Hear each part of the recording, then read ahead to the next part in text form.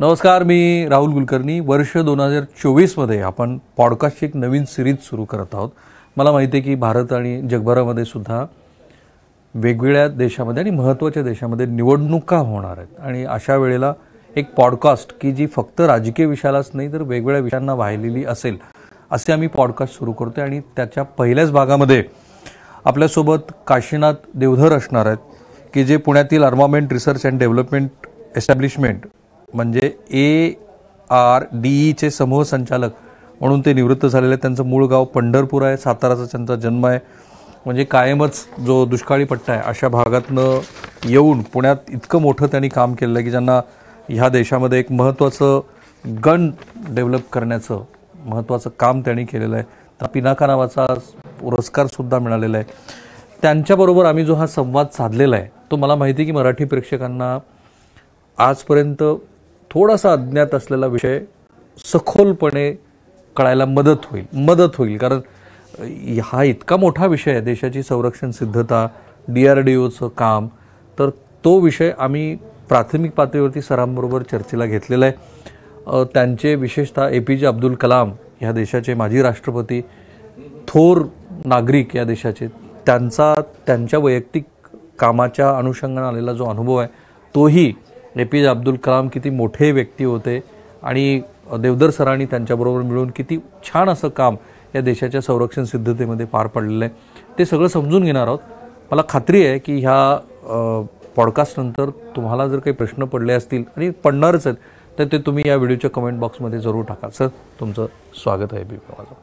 Sir, मी तुमचा खूप खूप आभारी आहे की 2024 या वर्षाची खरं तर सुरुवातच आम्हाला समृद्ध करणारा हा तुमचा संवाद असणार आहे, याची मला पूर्ण खात्री आहे.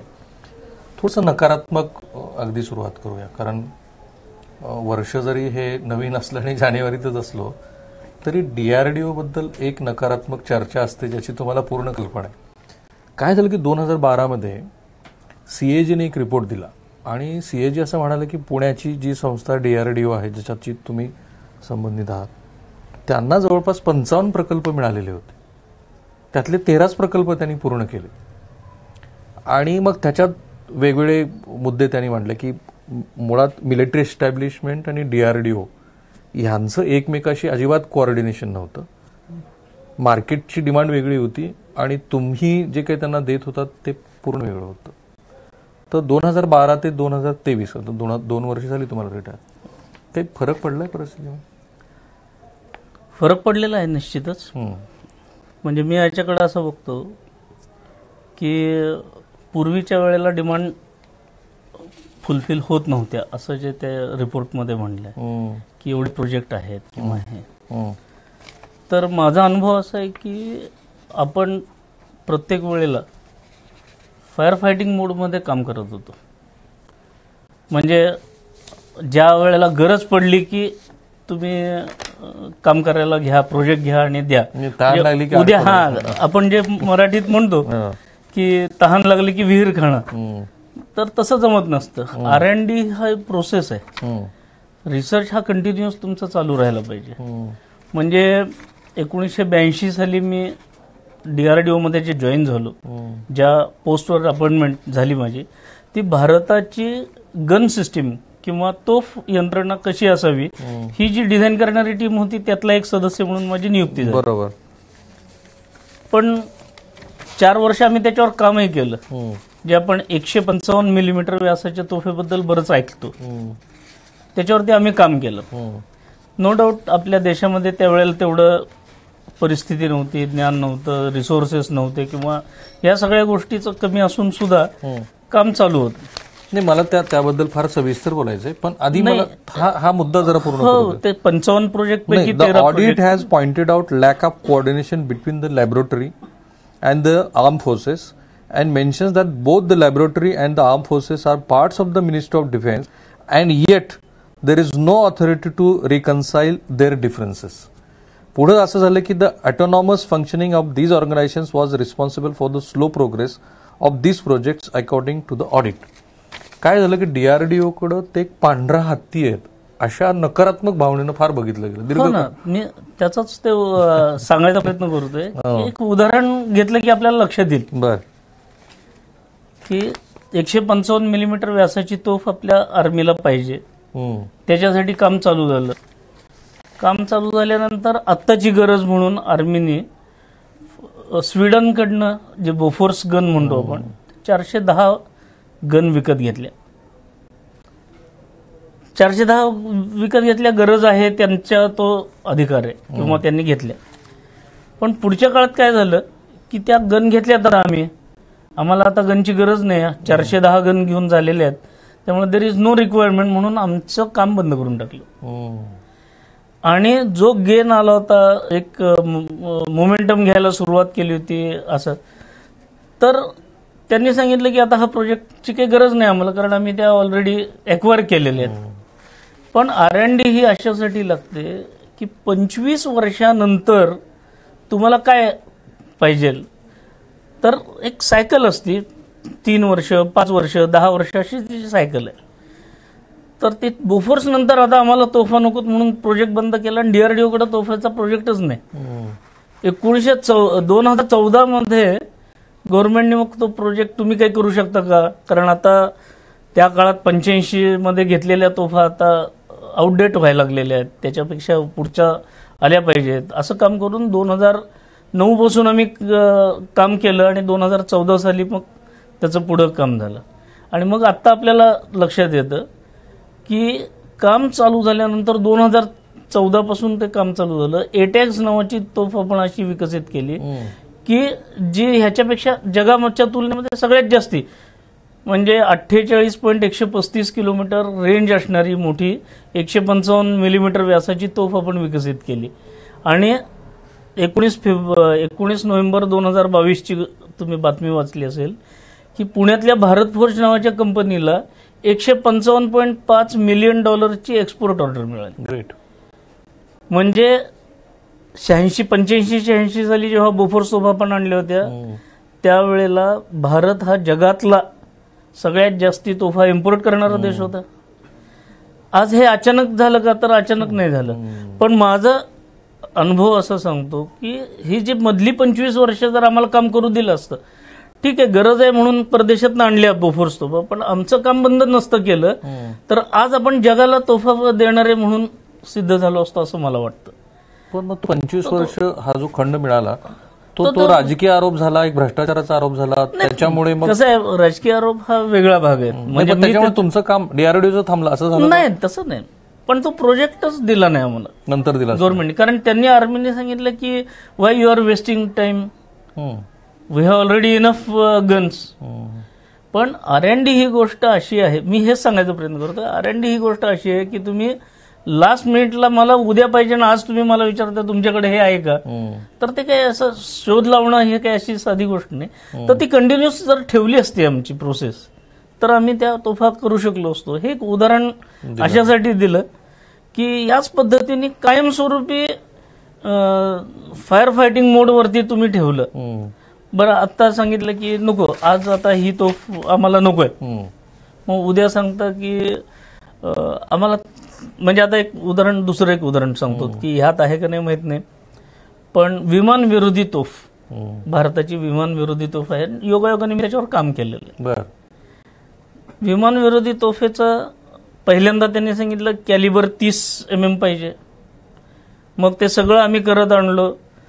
4200 राऊंड प्रति मिनिट किंवा 70 राऊंड प्रति सेकंद एवढ्या प्रचंड वेगाने तोफ फायर करू शकेल अशी तोफ आम्ही ती विकसित करत आणली. आणि काम करता करता आम्ही 2400 पर्यंत आम्ही पोहोचलो रेट. आम्ही ठरवलं तर 4200, पण त्याच्यापेक्षा पण सध्या भारताकडे जी तोफ होती ती स्वीडिश बनावटीची की जी 240 सुद्धा एका मिनिटाला फायर करू न शकणारी तोफ होती. मग त्या अर्थाने 2400 ह्या पॉझिटिव्ह घ्यायला पाहिजे. पण त्यांनी सांगितलं की तुम्ही 4200चं कमिटमेंट दिली होती आणि तुम्ही 2400 वाला कशाला हे करता. तर फेजेस मध्ये जर DRDO सारख्याकडनं काम केलं असतं तर निश्चितच आपण पुढे जाऊ शकलो असतो. ती तोफ झालीच नाही शेवटी.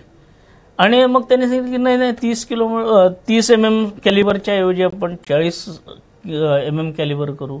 मग परत 30, म्हणजे त्या फ्रिक्वेंटली रिक्वायरमेंट्स चेंज करत राहणं असं आहे. कधीतरी अशा एक्सपो मध्ये किंवा डिफेन्सचे जे एक्झिबिशन लागतात त्याच्यामध्ये कोणीतरी दाखवतं की ही आम्ही 40 mm ची केली तर ते म्हणणार 40 mm, 30 म्हणणार तर 30 mm. असं होत नसतं. आणि दुसरी एक आर्मीची गोष्ट मला जी जाणवलेली ती आहे की जे स्पेसिफिकेशन फ्रेम करत असतात त्यावेळेला बऱ्याच वेळेला असं होतं की ते प्रॅक्टिकली शक्य असतात असं नाही. पण मग हे त्यांच्याकडनं आयडिया आली फक्त आणि असं बनवा असं सांगितलं नाही, ते स्पेसिफिकेशन देतात की आम्हाला एवढं कॅलिबर पाहिजे, एवढी त्याची रेंज पाहिजे, एवढा त्याचा रेट ऑफ फायर पाहिजे, ही अॅक्युरसी पाहिजे, ह्या सगळ्या गोष्टी ते सांगतात. ते कशावरनं सांगतात तर ते जगातल्या 10 सिस्टीमचा अनुभव घेतात आणि त्यातनं सांगतात. आणि मग ते काय करतात की भारतात बनवायची म्हणलं की सगळ्या ह्यातले जे बेस्ट पॅरामीटर आहेत ते करून एक फ्रेम तयार करतात. म्हणजे आता तुम्ही सामान्यपणे लक्षात येऊ शकतं की ज्याला रेंज जास्ती पाहिजे ती स्वाभाविकपणे तोफेचं वजन हे ते वाढणार आहे. कारण रेंज जेवढी जास्ती असेल तेवढी तुमची पॉवर जास्ती लागते, पॉवर जास्ती लागली तर त्याचं वजन कॅपॅसिटी वगैरे ते वाढणार.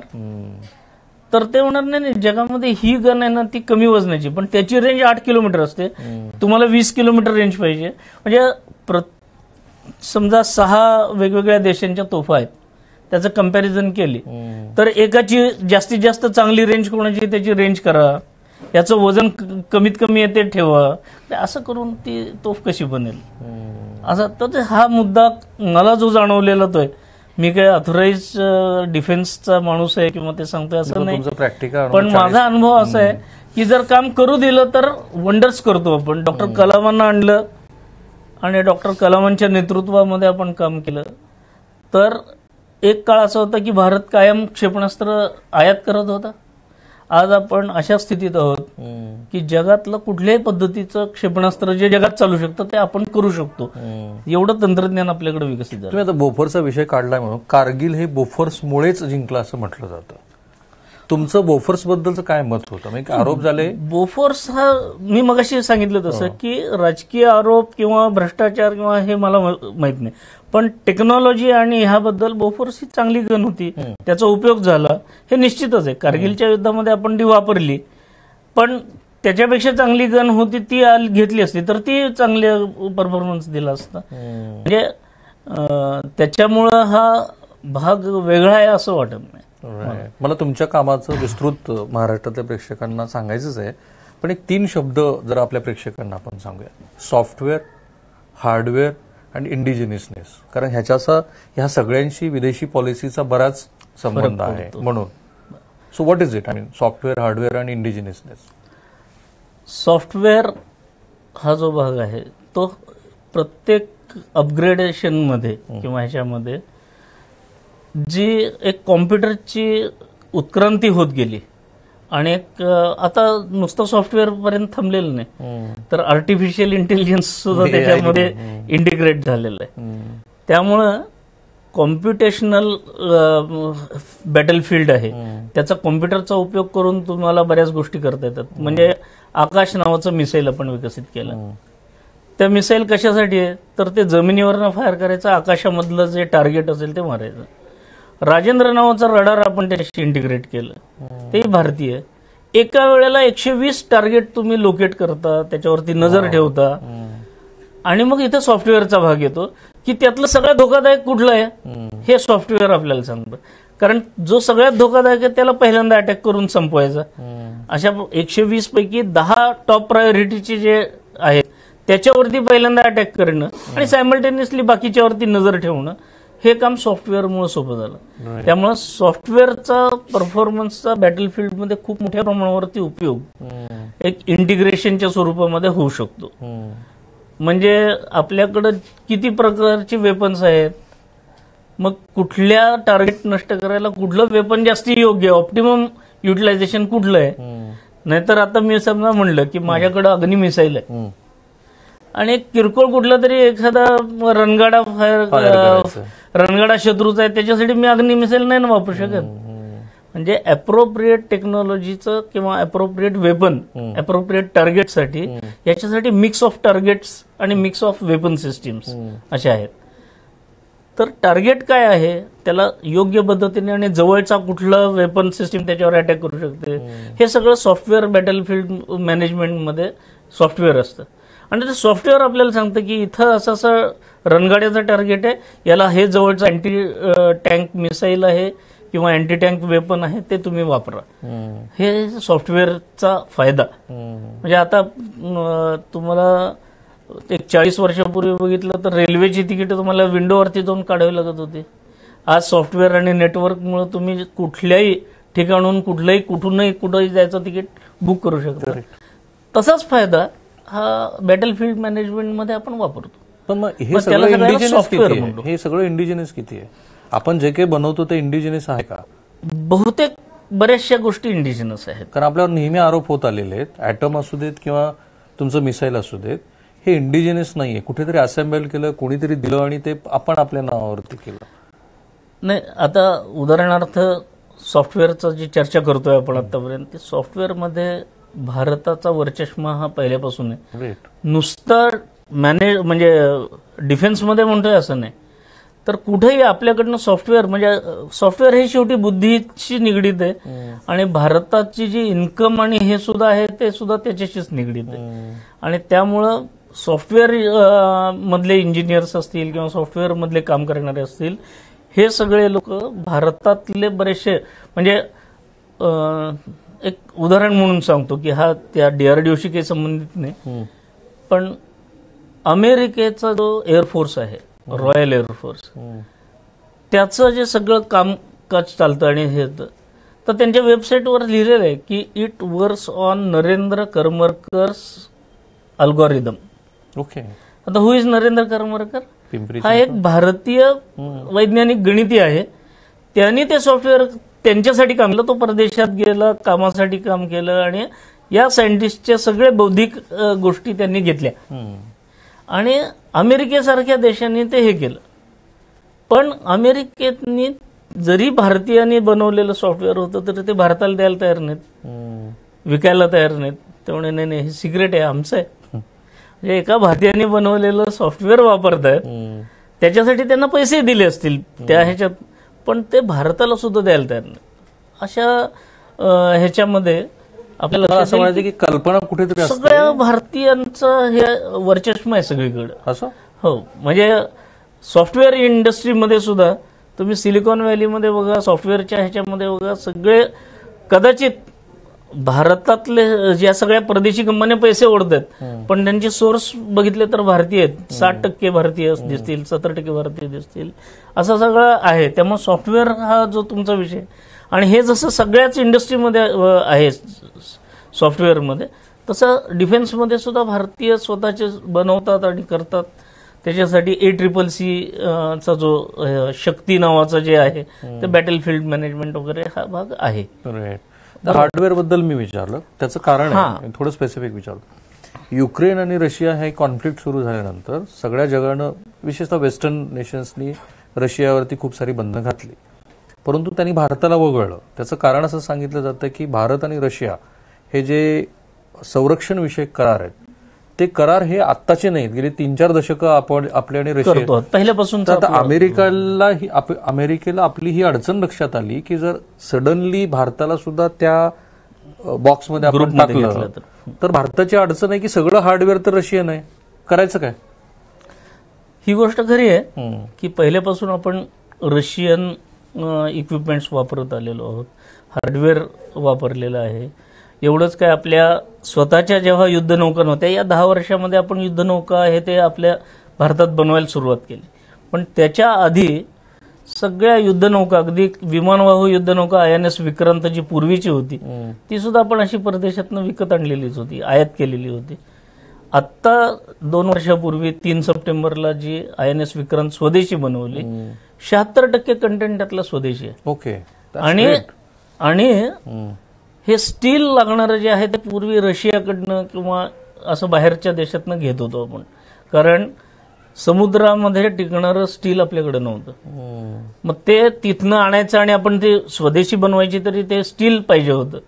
तर रशियाने हे बनवतात म्हणल्यावर किती मित्र असला तरी टाळाटाळ केली किंवा काहीतरी मागं वडलं. आता ते राजकारण आणि इंटरनॅशनल पॉलिटिक्स हा एक वेगळा विषय आहे, त्यामुळे त्यात घुसत नाही. टेक्नॉलॉजिकली भारतातलं जे DRDOचं DMRL नावाची जी संस्था आहे, हैदराबादला लॅब आहे, त्या लॅबने DMR 249A-B-C अशा 3 कॅटेगरी स्वतः विकसित केल्या. एक कॅटेगरी आहे ती पाण्यामध्ये असणारं जे स्ट्रक्चर आहे ते बनवण्यासाठीचं स्टील. दुसरं आहे जे सरफेसला धावपट्टीला वापरण्यासाठी लागणारं स्टील. आणि तिसरं आहे ते त्या धावपट्टीच्या वरती हवेमध्ये पण करोजिव्ह ॲटमॉस्फिअर आणि समुद्राच्या ह्याच्यात असल्यामुळं ते स्टील. अशा 3 प्रकारचे स्टील आहे.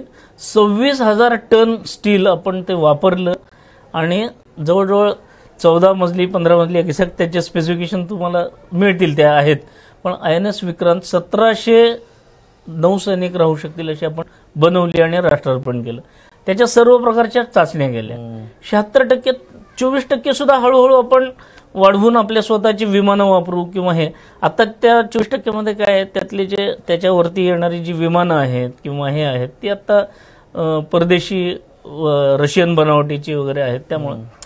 त्यामुळं गव्हर्नमेंटने बळ दिलं आणि आपण ठरवलं की स्वदेशी वापरत जायचं आणि वाढवायचं. तर ते एका रात्रीत काही 0-1च्या प्लॅटफॉर्ममध्ये होत नसतं. तर हळूहळू टेपर डाऊन होतं. आणि ह्याची खरी सुरुवात 14ला नाही झाली, 1998 साली झालेली. तुम्ही सांगितलं नाही 1998 साली ज्या वेळेला आपण अणुस्फोट केले पोखरणमध्ये 5 अणुस्फोट केले आणि आपण जागतिक महासत्तेच्या शर्यतीमध्ये घुसलो आणि एक अण्वस्त्रधारी देश म्हणून आपण राहिलो. त्यावेळेला सगळ्या देशांनी भारतावर सँक्शन लावले. त्यावेळेला अटल बिहारी वाजपेयी पंतप्रधान होते. त्यांनी हे ठरवलं की आपण परदेशातल्या लोकांवर अवलंबून आहे म्हणून आपली थोडी पिछेहाट होते. कारगिलच्या युद्धामध्ये बघितलं आपण की तुम्ही आता उल्लेख केला, बोफोर्स तोफ चांगली चालली, पण त्याची स्टोरी अशी आहे की ती सगळ्यांना माहीत असणारी आहे की तुमची गरज आहे म्हणल्यानंतर 10,000चा गोळा 1 लाखाला 1.5 लाखाला विकला का नाही स्वीडनने, आपल्याकडनं एक्स्ट्रॅक्ट केलं. हे जर स्वतः बनवत असतो देशातले, तर असे अवाच्या सव्वा पैसे देऊन वारेमाप ज्याला म्हणतो आणि युद्धाचं खर्चिक होतं, ते सगळे वाचले असते आपले.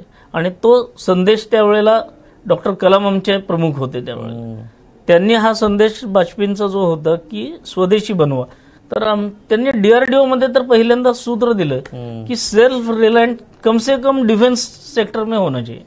बाकीच्या होत राहतील पण डिफेन्समध्ये. याचं कारण असं आहे की या टेक्नॉलॉजीज कोणीही तुम्हाला सहजतेने देत नाही. हा उल्लेख निघालाय, तुम्ही स्वीडनचं पण सांगितलंय म्हणून. स्वीडननी काय केलं कारगिलच्या कळलं. आपला रशियाबरोबर खूप चांगले संबंध असून सुद्धा ज्या देशावरचा आपला रिलायन्स होता त्या देशाने ऐन वेळेला आपल्याला अडचणीत आणलं, असं झालं का? विशेषतः क्रायोजेनिक बद्दल असं म्हटलं जातं की सगळ्यांनी हात वर केले, अमेरिकेचा एक दबाव होता आणि पुढे जे काही तामिळनाडूच्या त्या नंदबितुराईबद्दल झालं ते तर आहेच. असं कधी घडलं? हो, असं तुम्ही जो उल्लेख केला ते आहेच आहे. पण अशा स्ट्रॅटेजिक गोष्टी ज्या आहेत, ज्या क्रिटिकल आहेत आणि हे आहेत, त्यांनी खूप प्रयत्न केले की भारताने सक्षम होऊ नये. कायम आमच्यावरती डिपेंड. एखादं उदाहरण जे तुम्हाला फार अडचणीचं वाटलं? सांगतो ना की अणुस्फोट करायचे असतात त्यावेळेला तर आपल्यावरती दबाव इतका होता की आणीबुद्ध असला 18 मे 1974ला आपण डॉक्टर राजारामणांच्या नेतृत्वाखाली अणुस्फोट केला. एक्सपेरिमेंटल होता, छोटा होता, पोखरणला होता, पण सगळ्या जगाने इतका दबाव आणला. आणि हे मी नाही सांगितलं तर आपले जे पूर्व राष्ट्रपती आहेत व्यंकटरमण, त्यांनी सांगितलं की आमच्यावर इतका दबाव होता की आम्ही पुढे चाचण्या 24 वर्ष करू शकलो नाही. म्हणजे वाजपेयी आले आणि त्यांनी गो अहेड दिला. डॉक्टर कलाम आणि डॉक्टर चिदंबरम यांच्या नेतृत्वाखाली ते 5 अणुस्फोट केले आणि सगळ्या जगाने सँक्शन्स घातले. तर ह्याचं उदाहरण असं आहे की हे सगळे करण्यासाठी काय लागतं आपल्याला, तर सुपर कॉम्प्युटर लागतो. सुपर कॉम्प्युटर भारताला मिळू नये म्हणून सगळ्या जगाने बंदी घातली आपल्यावर. म्हणजे मित्र शत्रू पण सगळ्यांनी म्हणून की ह्यांना जर सुपर कॉम्प्युटर दिला तर हे अणुबॉम्ब बनवणार. आपली क्षमता आहे, कारण आपण 74ला टेस्ट केलेली आहे. तर हा अणुबॉम्ब बनू नये भारताचा म्हणून सगळ्या जगाने प्रेशराईज केलं. 2-4 वेळा पकडून निम्म्यातलं काम झालेलं बंद केलं, पाडलं. हे आपण माहिती आहे. म्हणजे जे ओपन मध्ये सगळे आहेत तेवढंच सांगतोय मी की असं. पण डॉक्टर विजय भटकरांच्या नेतृत्वाखाली आपण सीडॅक मध्ये परम आणि हे सुपर कॉम्प्युटर केले. त्याचा स्वदेशी सुपर कॉम्प्युटरचा वापर करून आपण अणु चाचण्या घेतल्या. हे एक त्याचं खूप मोठं उदाहरण आहे की आपल्याला परदेशातल्या लोकांनी अडवलं पण आपण त्याला ओव्हरकम केलं.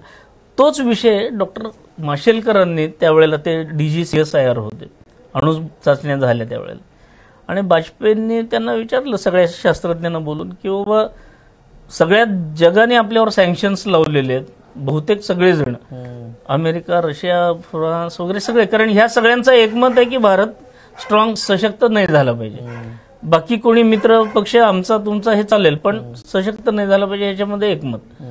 कुणीच आपल्याला तसं तंत्रज्ञान द्यायला तयार नाही. अशा स्थितीमध्ये सगळ्यांनी सँक्शन्स लावल्यावरती डॉक्टर माशेलकर काय म्हणले वाजपेयींना की म्हणले ही आपत्ती आहे बरोबर आहे पण ही आपण इष्टापत्ती काय मानू नये की तुमचं नाक दाबलं की तोंड उघडतं का नाही. तुम्हाला आपोआप या तंत्रज्ञानानं डिनाय केलेलं आहे. इन डिनायल मोड तुम्हाला जर सुपर कॉम्प्युटर करू देत नाही म्हटलं तर तुम्ही केला. अशा पद्धतीने जे जे आपल्याला आत्ता गरज आहे, आणि we have capacities, we have resources, we have knowledge, फक्त इझी गोईंग वेने परदेशातनं मिळते म्हणून आपण त्या घेत होतो. त्यांनी देत नाही म्हणलं तर आपण आपल्या स्वतःच्या विकसित करू, 2 वर्ष पुढे जातील. यातलं खूप मोठं उदाहरण जर बघितलं तर तुमच्या लक्षात येईल की आपण अमेरिकेचं रॉकेट पहिल्यांदा वापरलं इस्रोच्या ह्याच्यात. म्हणजे हे जे सगळे मिसाईल हे नंतरची गोष्ट आहे. मिसाईलला लागणारे जे रॉकेट आहे ते पहिल्यांदा आपण शिकाऊ मोडमध्ये होतो भारत. 1963 नोव्हेंबरमध्ये, मला वाटतं 21 नोव्हेंबर, सायकलवर आणलेले वगैरे जे फोटो आहेत ते, हा ते फोटो सायकलवर, केरळच्या चर्चमध्ये, केरळच्या त्या तिथं वगैरे आहेत ते. तर ते रॉकेट अमेरिकेतलं होतं पण आपण ते जोडणी करून वगैरे शिकत होते आणि डॉक्टर कलाम त्याचे प्रमुख होते. तर डॉक्टर कलामांना डॉक्टर विक्रम साराभाईंनी हे रॉकेट सायन्स शिकून ये म्हणून अमेरिकेत पाठवलं. ते तिथनं शिकून आले. ते आले तर त्यांना नासाने खूप मोठी संधी दिली, उपलब्ध करून दिली की आम्ही तुम्हाला प्रोग्राम डायरेक्टर बनवतो, एखाद्या ह्याचा हेड बनवतो, पगार खूप देतो, अमकं दमकं. तरी पण ते सगळं नाकारून डॉक्टर कलाम भारतात आले. आणि त्यांनी म्हणजे त्या काळातल्या दृष्टीने तो वेडेपणा होता, कारण सगळे भारतीय परदेशात जायला बघत असताना ते सगळं सोडून, मिळालेलं सोडून भारतात आले. ते काय एवढंच म्हणले की मी तिथं जे शिकलो ते मला माझ्या देशात तयार करायचंय. वा. आता असं कमिटमेंट घेऊन जर एखादा माणूस असेल तर त्यांनी पहिलं रॉकेट आपलं तयार केलेलं आहे. SLV-3 ते प्रोग्राम डायरेक्टर होते. आणि योगा असा आहे बरं का, आजच आपली मुलाखत होती, 3 तारीख आहे आज. सतीश धवन हे त्यांचे बॉस होते. पायोनियर सतीश धवन त्यांचे बॉस होते. त्यांच्या नावाने आता ते सेंटर आहे. तर सतीश धवनांची जयंती आज आहे. तर त्यांचा उल्लेख करणं अपरिहार्य आहे, कारण डॉक्टर कलामांचे गुरु एका अर्थाने. त्यांच्या चरित्रामध्ये डॉक्टर कलामांनी सांगितलेलं आहे, यांच्याबद्दलचे सांगितलेलं आहे, त्यांनी दिलीत आणि उदाहरणं दिलीत आणि त्यांनी सांगितलं एक्झॅक्टली की हल्ली श्रेय घ्यायला लोक मागतात.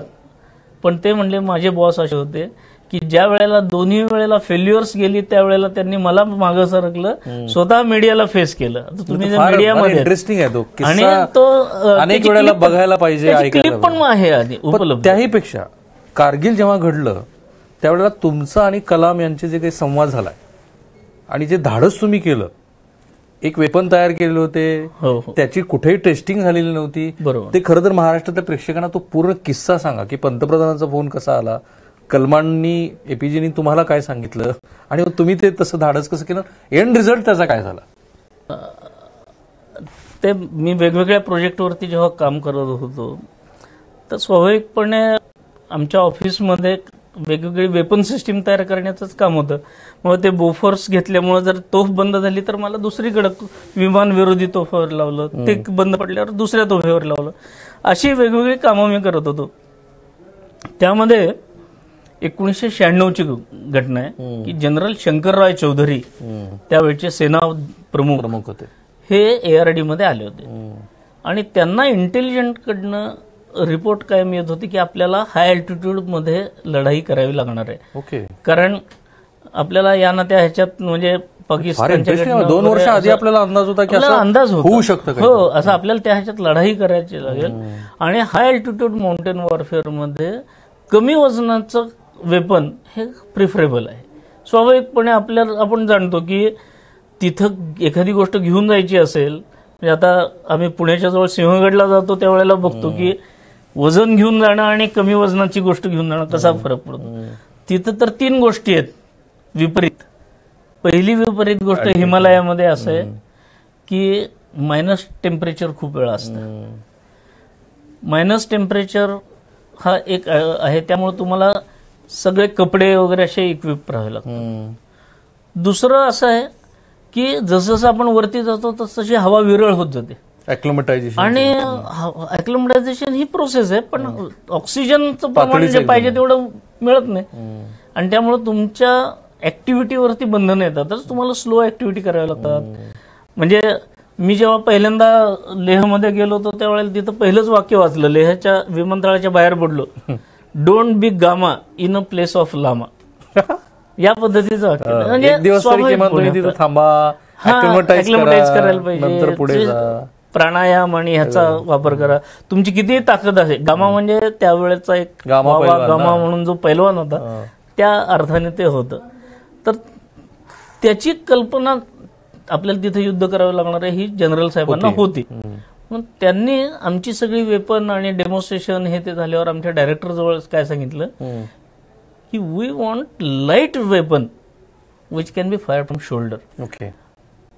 ते म्हणले आमच्याकडे आहे, ते स्वीडिश बनावटीचं 1982 साली आपण रॉकेट लॉन्चर ज्याला म्हणतो आपण ते आहे, पण त्याचं वजन खूप आहे. आणि वजन खूप असल्यामुळं हाय अल्टिट्यूड मध्ये त्याचं नेणं आणणं हे थकावट आणि कठीण जातं. तर आम्हाला लाईट वेट वेपन पाहिजे असं त्यांनी सांगितलं. योगायोगाने माझं नशीब म्हणून त्यावेळचे जे डायरेक्टर आहेत त्यांनी मला ते काम सोपवलं. आणि केवळ 2 वर्षाच्या अवधीमध्ये 26 किलोवरनं 14 किलोवरती आम्ही त्याचं वजन आणलं लेटेस्ट टेक्नॉलॉजीवरून. आणि त्यात सांगायचा विशेष म्हणजे without compromising on any performance parameter. म्हणजे पॅरामीटर म्हणजे आता वजन कमी केलंय ना, मग आता 400च्या ऐवजी 200 मीटरच रेंज आहे असलं काही नाही. म्हणजे whatever performance is there we have maintained it. आणि वजन कमी केलं म्हणजे ही लेटेस्ट टेक्नॉलॉजी. आणि ह्याच्यासाठी धावपळ वगैरे बाकीच्या गोष्टी नाही सांगत बसत, पण नवीन तंत्रज्ञान कार्बन कॉम्पोजिट टेक्नॉलॉजी विकसित केली आणि ते केलं. ते झाल्यानंतर तेवढ्यामध्ये काय झालं की युद्ध सुरू झालं. 10 मे 1999 प्रत्यक्ष युद्ध सुरू झालं आणि निर्देश दिले की बिमोड करायचं म्हणून. ते एका अर्थाने अघोषित युद्ध होतं, कारण युद्ध म्हणून घोषणा नव्हती, पण युद्ध चालू होतं. पाकिस्तानचे लोक घुसत होते, अतिरेकी होते, या सगळ्या गोष्टी. आणि आपले सैनिक तिथं बंदोबस्त करत होते. 18 जूनला डॉक्टर कलाम त्यावेळेला आमचे प्रमुख होते, ते दिल्लीत असत. त्यांचा फोन आमच्या डायरेक्टरकडे आला. त्यांना ते रिपोर्टमध्ये ह्याच्यामध्ये माहित होतं की वजनाला लाईट वेपन आपण बनवतोय. मग त्यांनी आमच्या डायरेक्टरला विचारलं की अरे we are preparing some light weight weapons, what is the status. स्वाभाविकपणे मी त्याचा प्रमुख असल्यामुळं आमच्या डायरेक्टरने मला बोलवलं आणि डायरेक्ट कलामांची त्यावेळेला माझा संवाद फोनवर पहिल्यांदा सुरू झाला. मी डॉक्टर कलामांना सांगितलं की sir I am Deodhar and the weapons are ready. तर त्यांनी मला तेच विचारलं की but what is the status. मी म्हटलं sir weapons are ready, however this qualification test yet to be carried out. It has to be done. हा, कारण आर्मीकडे एखादं वेपन करत असताना त्याच्या सर्व क्वालिफिकेशन प्रूफ झाल्याशिवाय आणि प्रूव्ह झाल्याशिवाय आपण ते त्यांच्याकडे देणं चुकीचं आहे. ते घेणार नाहीत, ते हातही लावणार नाहीत. तर qualification test yet to be carried out. एका क्षणाचाही विलंब न होता त्यांचा पुढचा प्रश्न मला होता की Deodhar but what is your confidence level. म्हटलं sir I am confident it will work definitely. लगेच ते म्हटले then you don't worry, you bring this weapons to Delhi, we will test it against Pakistan. वा. अशा पद्धतीचा एका छोट्या शास्त्रज्ञावर आपल्या सहकार्याच्या आत्मविश्वासावर त्यांनी एवढा मोठा निर्णय घेतला की घेऊन ये आपण त्या पाकिस्तानवरती फायर करू म्हणले. मला खूप आनंद झाला. आम्ही 3 दिवसामध्ये ती सगळी वेपन परत जोडून म्हणजे खोलून परत जोडणं, त्याचं ऑइलिंग ग्रीसिंग, ज्या काही सगळ्या जसं आपण सर्व्हिसिंग करतो एखाद्या गोष्टी, सगळं तयार करून मी स्वतः ते पर्सनल लगेज म्हणून घेऊन गेलो वा दिल्लीत. त्याचे किस्से आहेत की पर्सनल लगेज म्हणून 2 वेपन घेऊन जातोय, एअरपोर्टवरती ते स्कॅनिंगला टाकलं ते वाजायला लागलं तर एक्सरे मध्ये ते दिसलं ना सरळ की हे साधी गोष्ट नाहीये, वेपनच घेऊन राहिलेलं आहे. तो जो अधिकारी होता तो लिटरली आपल्या खुर्चीतून उठला आणि मोठ्याने, अरे ये क्या लेके जा रहे हो, त्याला प्रश्न पडला. आता युद्ध चालू आहे तिकडं आणि ह्या सगळ्या गोष्टी वेपन्स नेतोय हे कळू नये म्हणून तर आम्ही ते पर्सनल लगेजच्या फॉर्मॅट तुम्हाला लक्षात द्यायला पाहिजे होतं, स्कॅन झालं की सापडणारच आहे. नाही आम्हाला माहितीच होतं. आम्ही ते खिशात मध्ये माझ्याकडं रितसर ऑथरायझेशन लेटर हे सगळं होतं. नाही आमच्या डिफेन्सचं लेटर होतं की he is Kashinath Deodhar, scientist working on this thing, he is authorise to carry these 2 weapons for onward transmission to border areas for operations. आणि शेवटी वाक्य लिहिलं तर this should not be detained at any post for any cause. Great. Stamp सही आणि त्यात माझा I card number दिला होता की अथॉरिटी काय तर माझा I card, he is the person who can carry. त्यांनी रिलीज केलं. मग त्यांनी माझं कार्ड बघितलं, मला सॅल्यूट केलं, जाऊ दे बाबा म्हटलं तुझ्या कुठं रात्री लागायचं. दिल्लीत पोहोचलो, रात्रीची वेळ होती, 10 वाजता ते एअरपोर्टवरती DRDOची माणसं गाडी वगैरे आली, VIP गेटने मी ते वेपन घेऊन गेलो. गेस्ट हाऊसवर राहून दुसऱ्या दिवशी सकाळी 9:30ला जेव्हा ऑफिस चालू होतं त्यावेळेला वेळेच्या पूर्वी 10 मिनिटं आधीच मी ते आमचे जे साहेब होते तिथले चीफ कंट्रोलर त्यांच्या ऑफिसमध्ये गेलो. त्यांना ते दाखवलं, ते इगर होते, त्यांनाही माहित होतं मी येतोय म्हणून. त्यांनी पण ते सगळं माहिती करून घेतली माझ्याकडनं की वेपन काय आहे काय नाही. आणि त्यांनी PA ला सांगितलं त्यांच्या की साबको बोल दो हम आ रहे करून. आणि डॉक्टर कलामांकडे डायरेक्ट मला म्हणजे 10:30 वाजता उभं केलं आणि ते 2 वेपन आणि हे. तर मी येतोय हे सांगितलेलंच होतं PA ने. तिथं जाऊन वेपन मी त्या टेबलवर ठेवत होतो कोपऱ्यात आणि तेवढ्यात कलाम सर स्वतः उठून तिथं आले आणि टेल अबाउट वेपन्स म्हणे. म्हणजे त्यांनी एकही अवांतर शब्द सुद्धा बोलला नाही. वेपन बद्दल डायरेक्ट इतकी उत्सुकता त्यांनाही होती. मग ती सगळी डूज डोंट्स, ऍडव्हान्टेजेस, डिसएडव्हान्टेजेस, त्याचे टेक्नॉलॉजी काय आहे हे सगळे माहिती मी दिली. ते वैज्ञानिक असल्यामुळे अनेक प्रश्न त्यांनी विचारले, त्याला सॅटिस्फॅक्टरी उत्तरं दिली. एवढं सगळं 30-40 मिनिटं गेले माझे. त्यांनी टेबलपाशी गेले, फोन डायरेक्ट हॉटलाईन उचलली आणि जनरल साहेबांना फोन लावला. त्याचे जनरल शंकरराव चौधरी जे होते ते बदलून त्यावेळेचे म्हणजे चीफ ऑफ आर्मी स्टाफ, सेनाध्यक्ष, तर ते जनरल VP मलिक अध्यक्ष झाले. तर हॉटलाईनवरती त्यांना कळतच लगेच. तर त्यांनी यस सर म्हणल्यानंतर याने म्हणले की this Pune boy has brought 2 weapons, why don't you test against Pakistan. वा. Yes sir, send him. एवढंच त्यांचं एक वाक्याचं कम्युनिकेशन ते ठेवलं. एक कर्नल माझ्या बरोबर दिलं आणि ते सगळे सोपस्कार जे सिक्युरिटी आणि हे ते सगळं करणारं सिनियर कर्नल होतं. त्यामुळं त्या सगळ्या ह्याच्यातनं मी 11:30 वाजता चीफ ऑफ आर्मी स्टाफच्या समोर केबिन मध्ये त्यांच्या रूम मध्ये ते वेपन घेऊन उभा होतो. मी तिथं जाईपर्यंत त्यांच्या हाताखाली असणारे, त्या हेडक्वार्टरमध्ये असणारे मेजर जनरल, ब्रिगेडियर आणि कर्नल लेव्हलचे 8-10 अधिकारी जे ऑपरेशन्सशी निगडीत असतात आणि तिथं असतात ते तिथं हजर होते. त्यांच्यासमोर परत एकदा 3ऱ्यांदा मी या वेपनची माहिती, डूज डोंट्स आणि हे सगळं सांगितलं. युजर पॉईंट ऑफ व्ह्यू त्यांनी प्रश्न विचारले, कॉन्फिडन्स आणि या सगळ्या गोष्टीचं मी त्याला साधारण उत्तरं दिली सगळी. आणि ते पण खुश वाटले. म्हणजे संभ्रम किंवा नाही शक्य असं काही वाटलं नाही.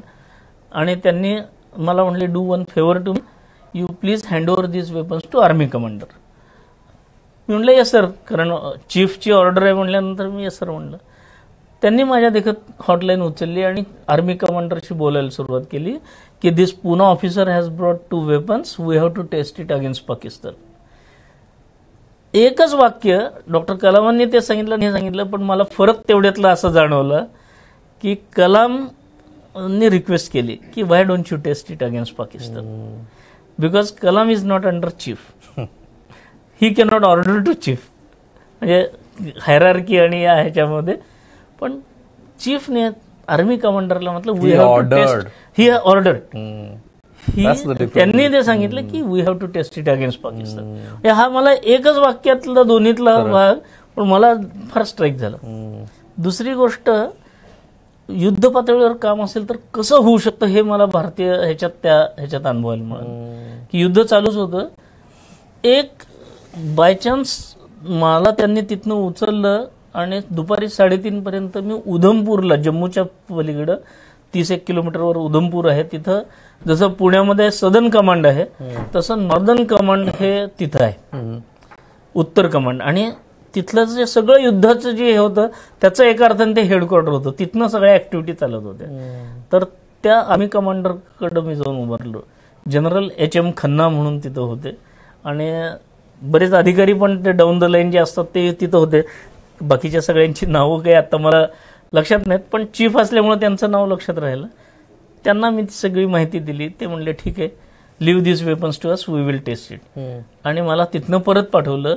अक्षरशः एका दिवसामध्ये मी ज्या 4 भेटी घेतल्या त्या युद्ध पातळीवर असल्यामुळेच होऊ शकल्या. पीस टाइम मध्ये ही एवढी मोठी लोक आहेत, पीस टाइम मध्ये मला 1 वर्ष लागलं असतं या सगळ्यांची भेट घेण्यासाठी. आणि ते वेपन टेस्ट झालं का फायनली? मग ते तिथं वेपन टेस्ट केलं त्यांनी, त्या ह्याच्यामध्ये युद्धामध्ये ते वापरलं आणि 26 जुलै 1999 युद्ध संपलं. घोषणा झाली तशी, कारगिल विजय दिवस म्हणून आपण करतो. 8 दिवसानंतर आर्मीचं पत्र आलं की दिस वेपन्स आर परफॉर्म वेल आणि आम्हाला ती हवी आहेत, असं एक ॲप्रिसिएशन टाईप ते पत्र आलं. मला खूप आनंद झाला. डॉक्टर कलामांनाही झाला स्वाभाविकपणे. 1 महिन्यानंतर साधारण 27-28 ऑगस्टला डॉक्टर कलाम ARDत आले होते. त्यांनी माझ्यासाठी केवळ 40 मिनिटं जवळजवळ 1 to 1 आणि त्यांनी एका अर्थाने तो पूर्ण प्रोजेक्ट रिव्ह्यू घेतला परत एकदा. आणि सिन्स आर्मी रिक्वायर्ड लवकरात लवकर करून दे म्हणून मला त्यांनी मागितलं आणि वेल डन म्हणून पाठीवर थाप मारली. तर माझ्या अर्थाने सगळे पुरस्कारपेक्षा डॉक्टर कलामांची पाठीवर ताप मिळणं हा माझ्या दृष्टीने खूप मोठा पुरस्कार आहे. मोठी माणसं कशी छोट्या छोट्या प्रसंगात आणि मग मी संदेश देऊन मोटिवेट झालो. आणि तुम्ही तो मगाशी प्रश्न विचारला की ते टेस्ट झालं का नाही पुढे, तर मग रीतसर ज्या वेळेला डॉक्टर कलामांनी सांगितल्यानंतर आम्ही ती 5 वेपन बनवली, त्याची ऑफर दिली. आर्मीचं एक महुला स्कूल आहे, स्कूल ऑफ इन्फंट्री स्कूल, जसं स्कूल ऑफ आर्टिलरी नाशिकला आहे तसं इन्फंट्रीचं स्कूल मध्य प्रदेशला महुला, जिथं डॉक्टर बाबासाहेब आंबेडकरांचा जन्मस्थान, रेजिमेंटचं हेडक्वार्टर आहे, सागर आय थिंक. नाही पण हे महुला ते मिलिटरीचं ठाणच होतं, त्याच्यामुळे तिथं हेमा नावाची रेंज आहे, तिथं रेंजमध्ये आम्ही काम केलं आणि टेस्टिंग करायचं होतं. तर ते सगळं ऐकून घेतलं, वा छान आहे, असं तसं झालं. आणि आता राहिलेल्या क्वालिफिकेशन टेस्ट सुरू होणार. तर त्या कर्नलने मला सांगितलं की no you have to show it. मी म्हटलं sir day and night you are firing, I have not authority to fire. म्हटलं एक छोटंसं पिस्तूल जरी करायचं असलं तरी त्याला लायसन पाहिजे, त्याला परमिशन पाहिजे, त्याला ट्रेनिंग पाहिजे, या सगळ्या गोष्टीची रिक्वायरमेंट आहे. आणि तुम्ही मला एवढं मोठं वेपन फायर करा म्हणून सांगताय, तर how I can fire? Day and night you are firing, why don't you fire? तर ते म्हणले असं आहे, हे नवीन वेपन आहे. Who will believe on your weapon म्हणून, and why we should believe on your weapon? It is not proven yet. म्हणजे जरी प्रूव्ह झालेलं असलं तरी त्यांच्या दृष्टीने ते सगळ्या टेस्ट झालेल्याच नव्हत्या, मग कसं काय करणार आम्ही, त्यांचा प्रश्न होता. आणि दुसरी गोष्ट अशी होती, त्यांनी मला मी त्यांना जेव्हा असं विचारलं की why you are day and night firing, why you are not firing म्हटल्यावर त्यांनी माझ्यासमोर एक ॲक्सिडेंट रिपोर्ट टाकला. अशाच पद्धतीचं जे हेवी वेपन होतं आधीचं, त्याचा एक ॲक्सिडेंट रिपोर्ट होता स्वीडिश वेपनचा. त्याच्यात क्लिअर कट लिहिलं होतं की कारण एक गन चालवायला 2 जण लागतात, एक गनर असतो आणि एक लोडर असतो की तो ॲम्युनिशन लोड करतो. याने काय केलं, या ह्याच्यामध्ये त्या रिपोर्टमध्ये लिहिलेलं होतं की तो जो बॉम्ब आहे तो शत्रूच्या ठिकाणी जाऊन पडायच्या ऐवजी इथंच फुटला त्यांच्या खांद्यावर. आणि त्या रिपोर्टमध्ये असं लिहिलेलं होतं, the heads of 2 jawans were blown away by 100 meters. Football उडून पडल्याप्रमाणे मुंडकी उडून पडली त्यांची, असा अर्थ होता. आणि एवढा भयानक ऍक्सिडेंट जर प्रूव्हन वेपनचा झालेला आहे, तर तुमचं तर अजून प्रूव्ह व्हायचं आहे, तर I will not take risk म्हणून. आता मी पण कोणाला सांगू शकत नव्हतो, कारण आम्हाला स्वतःलाच अथॉरिटी नाही, तर मी कोणाला सांगणार. आणि मग ती ट्रायल वाइंड अप करून यायची वेळ येते का काय असं वाटतं. पण मग मी विचार केला की म्हणलं, अरे आपण जवानाला एखाद्या सांगतो की तू फायर कर, तर तो जर फायर करत नाही तर मी का नाही करू. जे जवानाचं होईल ते माझं होईल. एखाद्याला आपण सांगतो की तू कर. आणि तुम्ही जे प्रश्न विचारला तर त्याचं उत्तर येत आहे की सगळ्यात वर्स्ट कंडिशन काय आहे, तर 6 हा एक्सप्लोजिव्ह राऊंड 1 मिनिटामध्ये फायर करायचे, हे त्याची क्रायटेरिया आहे त्या वेपनचा. 6 जायला पाहिजे, 6 गोळे धडाधड 1 मिनिटाच्या फायर केले पाहिजे, लागोपाठ. तर ही जी रिक्वायरमेंट आहे की within 1 minute 6 rounds has to be fired. म्हणजे त्याला आरपीएम म्हणतात, राऊंड्स पर मिनिट. हा जो रेट ऑफ फायर ज्याला म्हणतो पण, तो 6 राऊंड तुमच्या 1 मिनिटात जायला पाहिजे. मी पण आपलं स्वतःच्या वेपनवरती कॉन्फिडन्स नाही असं कसं दाखवणार. पण हे ऐकून सुद्धा मी स्वतः खांद्यावरती वेपन घेतलं आणि 6 हा एक्सप्लोजिव्ह राऊंड 50 सेकंदात फायर केले स्वतःच्या. म्हणजे ती म्हण आहे की दुसऱ्याच्या खांद्यावरनं फायर करणे वगैरे, मी स्वतःच्या खांद्यावरनं ती गन फायर केली आणि मग त्याला हात लावला आणि बाकीचं पुढचं झालं. असा तो सगळा विषय. म्हणजे ही जी अनुभव आहे की हा अनुभव युनिक आहे. आणि हा लोकांना वाटत असेल की सायंटिस्ट म्हणजे कुठंतरी प्रयोगशाळेमध्ये फक्त त्या परीक्षा नळीमध्ये बघतोय, मायक्रोस्कोप खाली बघतोय वगैरे, असं नाही. तर डिफेन्समध्ये प्रत्यक्ष फील्डवरती जाऊन सुद्धा काही गोष्टी कराव्या लागतात. आणि मी एन्जॉय केलं, प्रत्येक मुवमेंट एन्जॉय केली. जे व्हायचं ते होईल. शेवटी देशासाठी जर जवान काही करतो तर आपण जवानांच्या हातातलं शस्त्र का नाही चांगलं करू शकणार, अशा ह्याच्यातनं मी ते केलं आणि मिळत गेलं. त्यामुळं तुम्हाला भेटायची मला प्रबळ इच्छा का झाली, आणि मी आफ्ताबला म्हटलं की तुमच्याशी एकदा बोललं पाहिजे. तुमच्या नावामागे कायम एक टॅग येतो, म्हणजे भारतातला गनमॅन. बझुका सारखे रॉकेट लॉन्चर. भारताचा गनमॅन हे जे तुमच्या मागे विशेषण लागलं, त्याची सुरुवात कशी झाली आणि कितपर्यंत तुम्ही हे सगळ्या एक्सपेरिमेंट करत? सुरुवात म्हणजे कसं की एकतर माझी तोफ विभागातच पहिल्यापासून गन विभागातच आर्टिलरीमध्ये याच्यामध्ये कामाला सुरुवात झाली. आणि ह्या सगळ्या ऍक्टिव्हिटीमध्ये 35 वर्ष मी वेगवेगळ्या तोफांवरती काम केलं. ओके. आणि दुसरी गोष्ट म्हणजे माझं एमटेकचं शिक्षण सुद्धा मी ऍडव्हान्स वेपन टेक्नॉलॉजीमध्ये घेतलं. वेपन्समध्येच शिक्षण झालं माझं. या सगळ्याचा परिणाम म्हणून देशभरामध्ये जे काही एक्सपर्ट मानले जातात त्याच्यापैकी एक मी झालो, स्वाभाविकपणे एवढा अनुभव असल्यामुळे. आणि मग लोकांनी लावलं. मी तर काही स्वतःहून मी गनमॅन आहे किंवा गन एक्सपर्ट आहे असं लावलं नाही. पण ह्या सगळ्या अनुभव सांगितल्यानंतर लोकांनी म्हणलं असं की आणि मग किती तुमच्या संपूर्ण 40 वर्षाच्या करिअर स्पॅन मध्ये तुम्ही किती अशा गन डेव्हलप केल्या? 5 पद्धतीच्या ह्याच्यावरती कामं केली. सगळ्या यशस्वी झाल्या असं नाही. जी विमान विरोधी तोफ होती म्हणलं ती शेवटी आर्मीने मग ते क्वालिटेटिव्ह रिक्वायरमेंट्स त्यांच्या बदलत राहिल्यामुळे आम्हाला तो बंद करावा लागला. तुम्ही जो मगाशी प्रश्न विचारला की असे बंद का करावे लागले, तर आम्ही कसं आहे, एकीकडे आपण म्हणतो low aim is crime, high aim ठेवलं पाहिजे.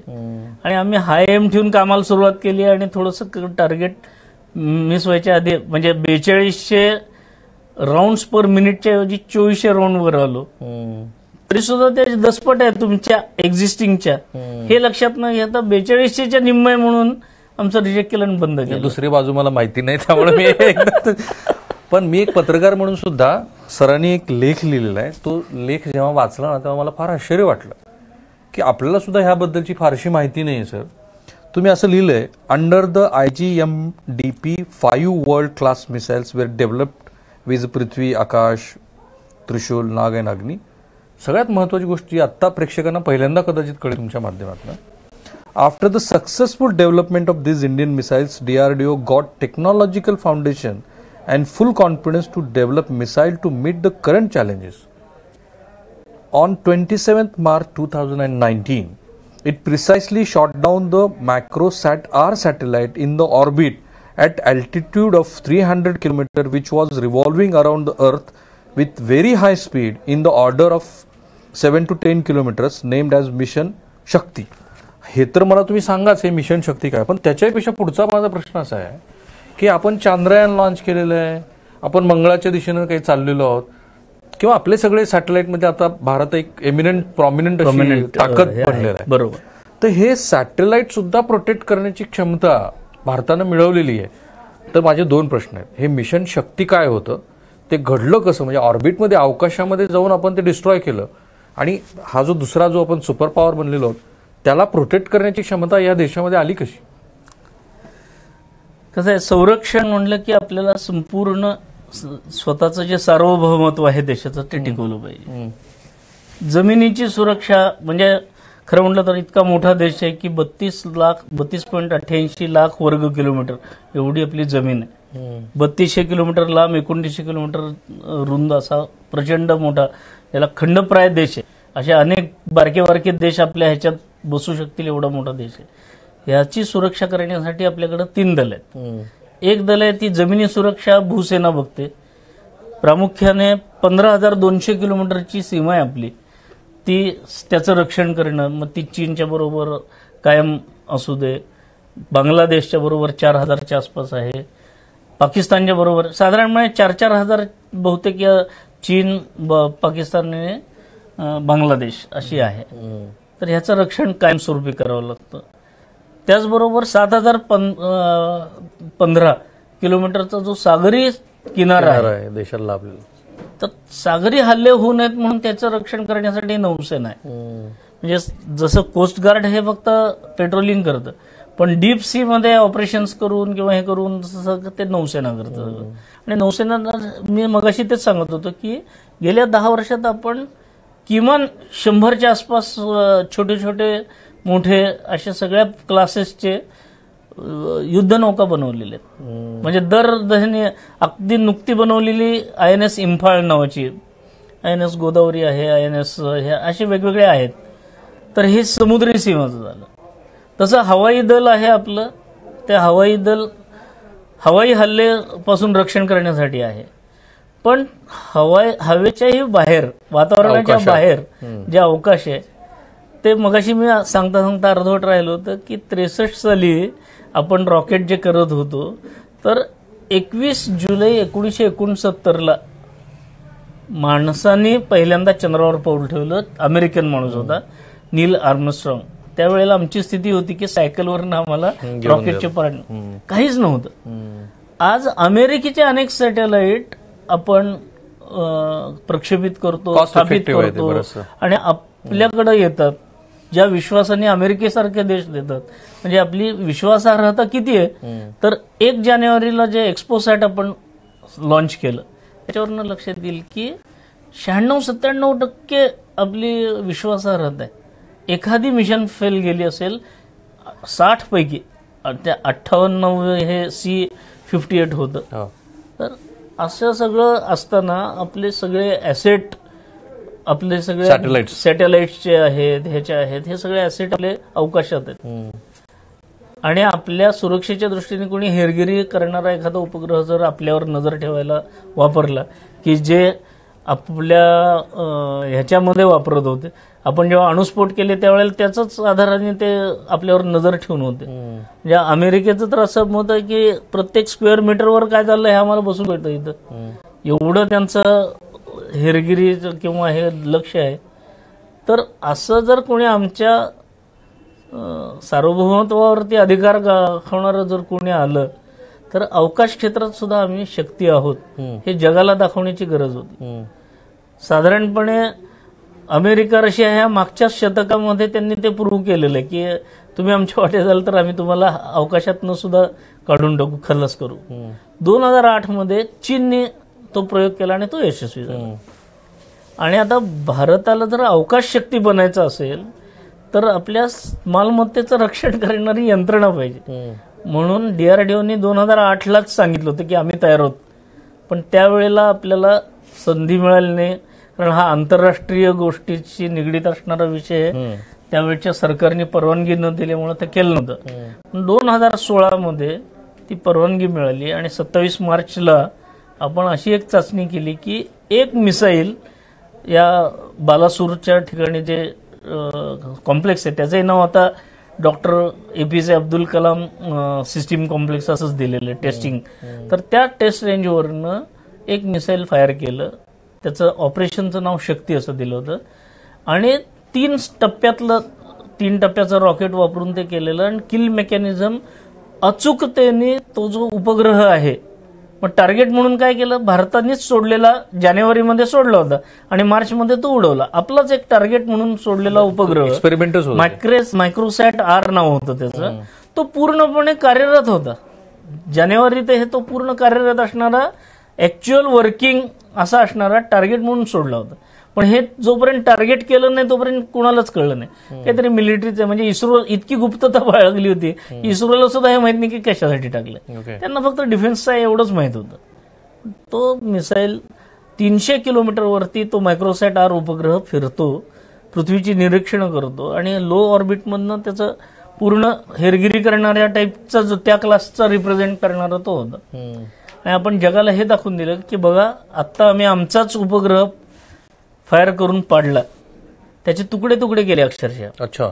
म्हणजे इथनं मिसाईल सोडलं, 168व्या सेकंदाला त्यांनी पिअर्स करून त्याला ठोकलं, बारीक ठिकऱ्या गेल्या, तुकडे तुकडे गेले. आणि एवढ्या कमी लेव्हल ठेवण्याचाच उद्देश असा होता की त्याचा जो कचरा असतो अवकाशात होणारा तो बाहेर न जाता पृथ्वीवर परत येऊन नष्ट व्हावा, वातावरणात येऊन तो जळून जाईल त्या ह्याच्यात. हे सगळं त्यांनी ठरवलं. तर असं म्हणजे त्याची दोघांची जर स्पीड बघितली तर 10 किलोमीटर एका सेकंदाला 10 अर्जुनाला डोळ्याचा वेध घ्यावा एवढा नाही. तर तो डोळा वगैरे जरा त्या काळातला अर्जुनाचा डोळा फिरणारा असाच तो प्रकार आहे. पण नॅनो सेकंद मध्ये अॅक्युरसी लागते त्याला. एखादा नॅनो सेकंद जरी इकडे तिकडे झाला तरी ते टार्गेट मिस होतं, कारण छोटंसं टार्गेट आहे. त्या 300 किलोमीटर वरती ते दिसत सुद्धा नाही, नुसत्या डोळ्याला तर दिसतच नाही.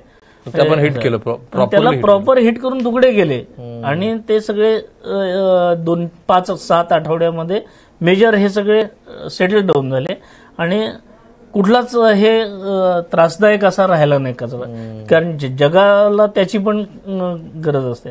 पण हे निर्णय घेऊन दिलं, परवानगी दिली म्हणून हे करू शकलो, कारण चुकून दुसऱ्या कुठेतरी त्याचा मिस झाला असताना दुसऱ्या कशाला लागला आपण म्हणजे अवकाशात सुद्धा आता हे गोष्टी करू शकतो. हेच दाखवून दिलं या टेस्टने, हेच दाखवून दिलं की पाणी, समुद्र किंवा जमीन वगैरे ह्याच्यात तर आम्ही आहोतच, पण अवकाशात सुद्धा आम्ही आहोत. आणि डॉक्टर कलामांशी माझा जास्ती संबंध आलेला असल्यामुळे ह्याच्याशी निगडीत नाही, पण एक त्यांचा विचार कसा असतो हे सांगण्यासाठी सांगतो तुम्हाला. आपण 2003च्या आसपास 15 ऑगस्टला त्यावेळेचे पंतप्रधान अटलजींनी लाल किल्ल्यावरनं घोषणा केली की भारत आता चांद्रयान मोहीम करेल म्हणून. आणि अवघ्या 5 वर्षामध्ये आपण चांद्रयान पहिलं एक जे होतं ते 2008ला प्रक्षेपित केलं, विकसित केलं. आणि त्याची टेस्ट अशी होती की चंद्राभोवती जाऊन ते फिरेल आणि चंद्राचे फोटो घेईल आणि त्यातली एक प्रोब आपण चंद्रावरती टाकून बघायची, म्हणजे पुढच्या मिशनला त्याचे सगळे डाटा मिळावा म्हणून ही टेस्टिंग होती. तर डॉक्टर कलाम त्यावेळेला प्रेसिडेंट होते आणि इस्रोने त्यांना जेव्हा ब्रीफिंग केलं की अशी ती प्रोब आम्ही टाकणार आहोत आणि ती टेस्टिंग करणार आहोत, त्यांनी त्यांना एक सूचना केली छोटीशी.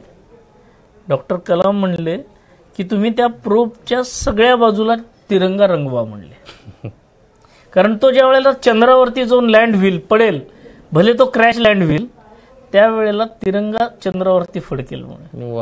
म्हणजे आपण मजेमध्ये ह्याच्यामध्ये म्हणतो, व्हॉट्सअपवरती मेसेजमध्ये फिरत असतात की चंद्रावरती झेंडा का झेंड्यावरती चंद्र. तो डॉक्टर कलामांनी झेंडा. आणि 14 नोव्हेंबर 2008ला एका अर्थाने आपण चंद्रावरती झेंडा फडकवला. त्याच्यानंतर 2 मोहीम थोडीशी मिस झाली होती, ती सगळ्यांना माहित आहे. पण 23 ऑगस्टला या वर्षी आपण चंद्रयान 3 सक्सेसफुल केली. तुमच्याबद्दलची प्रोफाईल वाचणं माझ्या असं लक्षात आलं की तुम्ही पोखरणमध्ये पण काम केलंय. पोखरणमध्ये मी स्वतः काम नाही. ठीक आहे, पण त्या भागात म्हणजे राजस्थानच्या वाळवंटात 46-50 डिग्रीमध्ये पण तुमचं काम आहे आणि हिमालयामध्ये पण तुम्ही -डिग्री पण. हे सगळं कामाचं स्वरूप काय होतं? असं आहे की मी पुण्यामध्ये वेपन बनवले, ते पुण्यातल्या वातावरणात चालतात, पण 39 अंशाच्या खाली ते टिकतात का? जवान आपले तिथं बॉर्डरवरती काम करतात, किंवा 48 डिग्री 50 डिग्री सेंटीग्रेडला रणच्या वाळवंटामध्ये कच्छच्या वाळवंटामध्ये किंवा ह्याच्यामध्ये जिथं टेम्परेचर 50 डिग्री आहे तिथं ते चालतात का व्यवस्थित, हे सगळं टेस्टिंग होण्यासाठी त्या ट्रूप ट्रायल्स मी जे क्वालिफिकेशनचे हे नॉर्म्स सांगितले ना त्याच्यात मायनसला पण चाललं पाहिजे, फक्त पुण्यात चालून उपयोग नाही त्याचा. बरोबर. तर ते सगळं टेस्टिंग करण्यासाठी मी पोखरणला गेलो होतो. मी मगाशी तुम्ही पोखरण म्हणल्यावर माझा संदर्भ अणु स्फोटाशी होता, त्यामध्ये मी नव्हतो, त्यात मी नव्हतो. पण पोखरण ती जी जागा आहे तिथं तुमच्या युनिटनी, तुमच्या डीआरडीओच्या पुण्याच्या युनिटनी किती वेपन्स अशी बनवली अपार्ट फ्रॉम तुमच्या ज्या 5 ज्या गन होत्या त्या सोडून? नाही, कसं आहे, तशी वेपन्स खूप बनवलेली आहेत. ज्या ज्या वेळेला जसं लागतं. अगदी सुरुवात जी करायची झाली तर 62 साली आपल्याला युद्ध हारल्याची बोच आहे चीनची. चीन बरोबरच. त्यावेळेला आपल्या लक्षात आलं की माउंटन वॉरफेअरसाठी लागणारी तोफच नाही आपल्याकडे. म्हणजे ब्रिटिश जे काही होते त्यांच्या तोफा होत्या त्या होत्या. तर मग पहिली आमच्या संस्थेने तयार केलेली जी तोफ आहे ती अशी होती की त्याला 75-24 पॅकहू असं म्हणलं जातं. म्हणजे 75 मिलीमीटर व्यासाचा गोळा त्यातनं फायर होईल अशा पद्धतीची तोफ.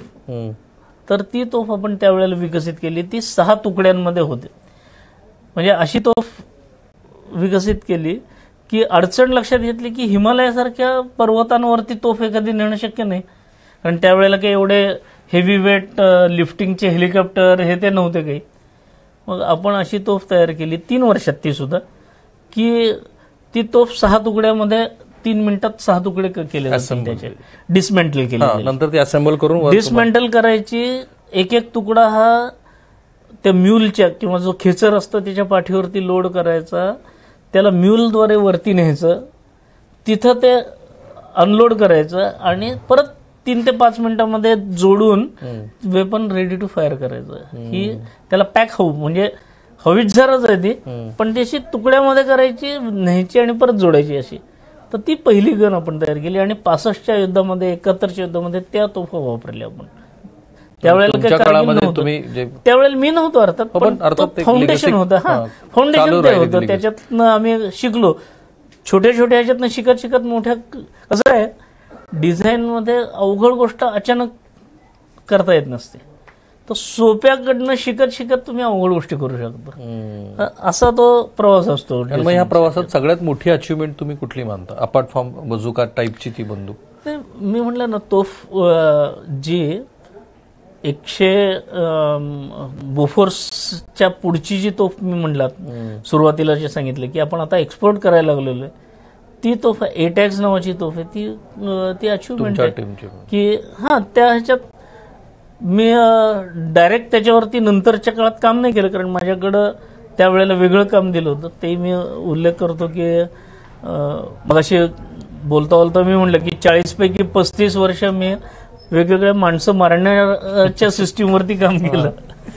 शेवटची 5 वर्ष मी माणूस जगवण्यासाठी काम केलं, एक्सप्लोजिव्हच काम. पण भारताचं जे तेजस नावाचं विमान आहे, या तेजस विमानामधनं जो पायलट आहे, त्याचा किस्सा मला सांगायचा आहे. मी वाचलाय तो पूर्ण, पण तुम्ही मला कॉन्ट्राडिक्ट करा. आता मी एक गोष्ट सांगतो. मी मध्यंतरी पुण्याच्या डीआरडीओ मध्ये गेलो होतो आणि माझ्या काही मित्राकडनं काही इनपुट्स मी घेतले. तर मी आता जसे तुम्हाला प्रश्न विचारले की हा कसा पांढरा हत्ती आहे वगैरे, जी नकारात्मक माध्यम सुरुवात केली, जशी एक सर्वसाधारण धारणा आहे तशी, तर त्यांनी मला एक उदाहरण दिलं की नागपूरमध्ये एक कंपनी आहे की ज्या कंपनीचा 35,000 कोटी रुपयाचा टर्नओव्हर आहे. ती IID टाईप मधलं काहीतरी मटेरियल बनवते, पण ते मटेरियल हे या कंपनीनं अडॅप्ट केलं ते डीआरडीओ पुण्याच्या कामाच्या आधारित, आणि त्याच्यासाठी केवळ 2,500 रुपये त्या कंपनीला पे करावे लागले.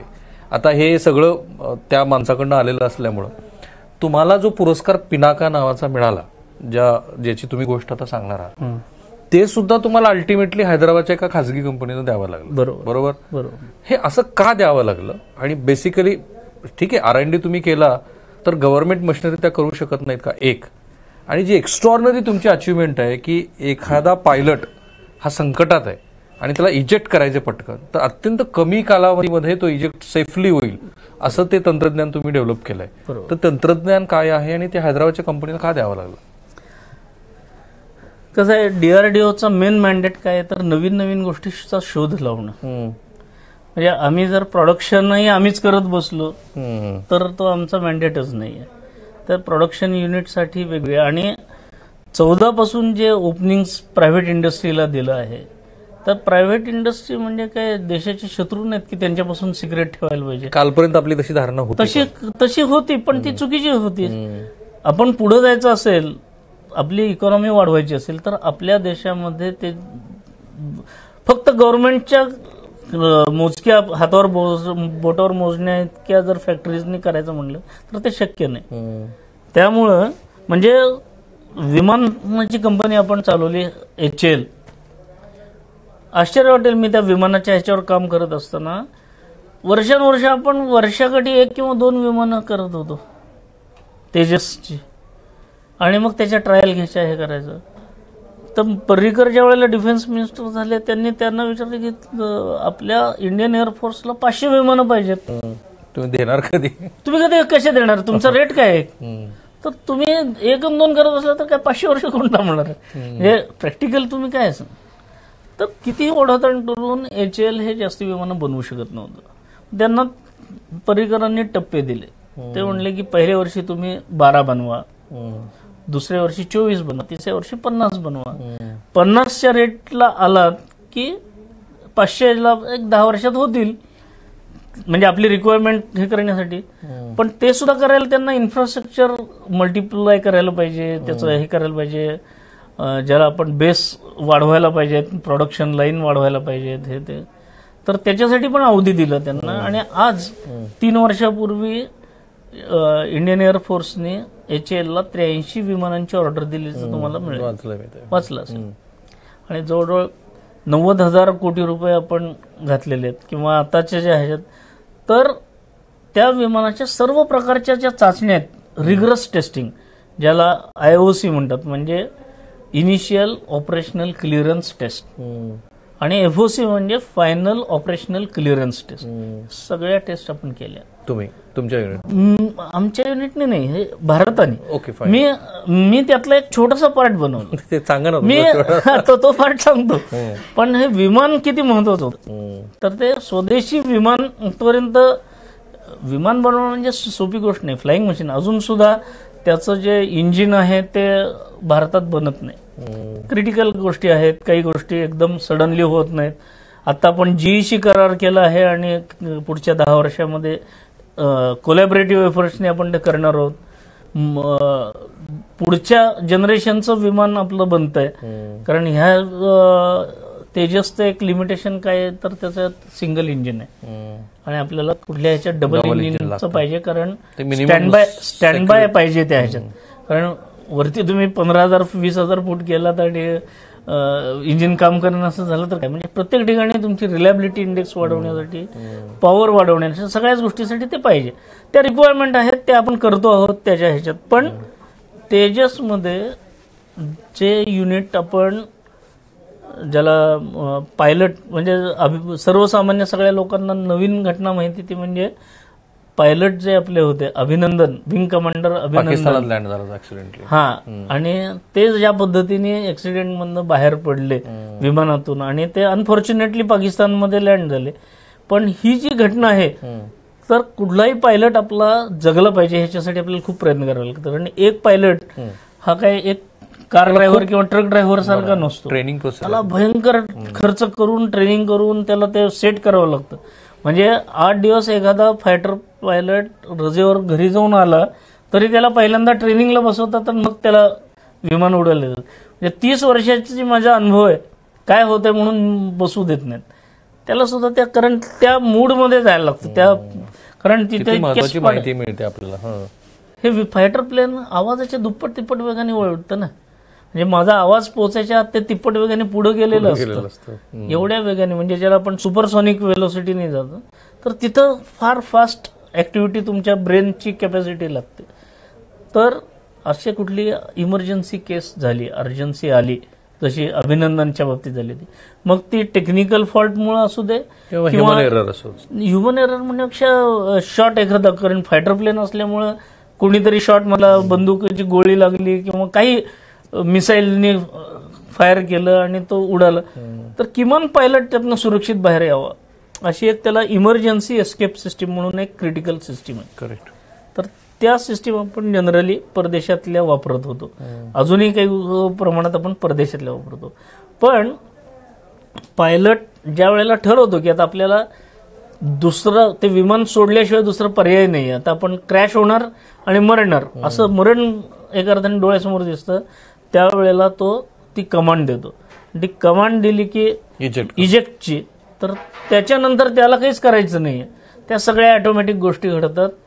तो पायलट खुर्चीसकट पहिल्यांदा विमानाच्या बाहेर फेकला जातो आणि तो खुर्चीसकट बाहेर फेकला गेल्यानंतर ते विमान जातं त्याच्या दिशेने आणि मग ही एका विशिष्ट उंचीपर्यंत ती खुर्ची सकट सगळं येतं. नंतर एका विशिष्ट पद्धतीने म्हणजे 100-200 मीटरला ते डिटॅच होऊन ती खुर्ची फेकली जाते, पॅराशूट डिप्लॉय होतं आणि हा पायलट सुरक्षितपणे खाली लँड होतो. अशी ती सगळी सायकल आहे, प्रोसेस आहे. पण मुद्दा काय येतो की खालनं त्याला फोर्स लावला आणि खुर्ची सकट फेकायचं म्हणलं तर वरती त्याच्या कवच आहे, ते काचेसारखं दिसणार.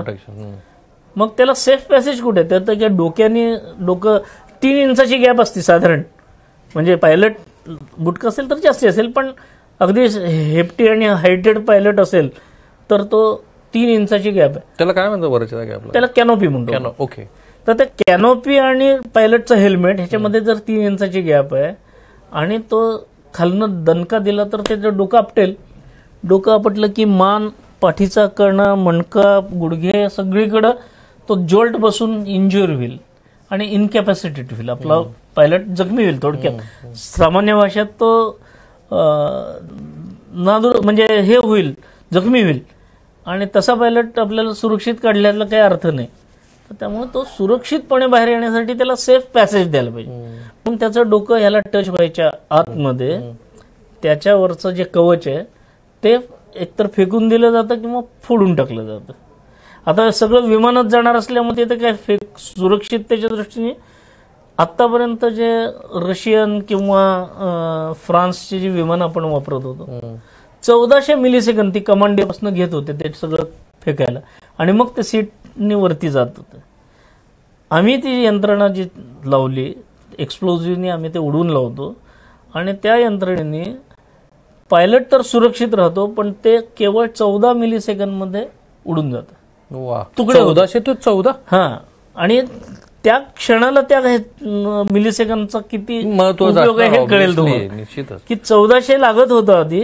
आता म्हणून ते जे तुम्ही वाचलं की जगातलं फास्टेस्ट, जगातलं फास्टेस्ट तुम्ही केलंय तयार. फास्टेस्टचा अर्थ असा आहे की आम्ही एक्सप्लोजिव्ह तिथं वापरून ते तोडून टाकलं आणि आता आमच्याकडनं शिकून परदेशी लोकांनी ते पण अडॉप्ट केलं, त्यांनी पण अडॉप्ट केलं किंवा बघितलं. कारण लगेच कळत असतं अशा एकमेकांच्या गोष्टी, आपण त्यांच्या काही बघून आपल्यात सुधारणा. तुम्हाला मोठं अप्रिशिएशन पण मिळालं, पिनाका सारखा पुरस्कार.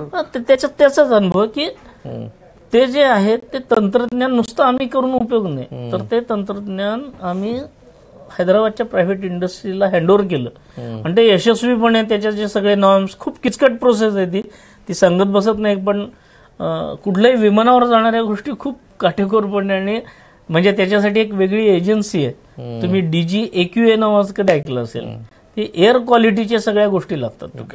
तर त्या पद्धतीने ती टेस्ट होऊन ते पुढे जात असतं. पण आता ते ऑपरेशनल झालं म्हणजे? हो, ऑपरेशन आहे आणि आता आम्ही ते बनवतच नाही. आता डायरेक्ट HAL त्यांना कॉन्टॅक्ट करतात, ते त्यांना सप्लाय करतात आणि ते चालू करतात. अच्छा, मला एक थोडा वेगळा प्रश्न विचारायचा आहे. रॉ बद्दल मी ज्यावेळेला वाचतो ना, तर रॉचे कर्मचारी, अधिकारी हे फार कोडवर्ड मध्ये वगैरे सगळं काम करतात.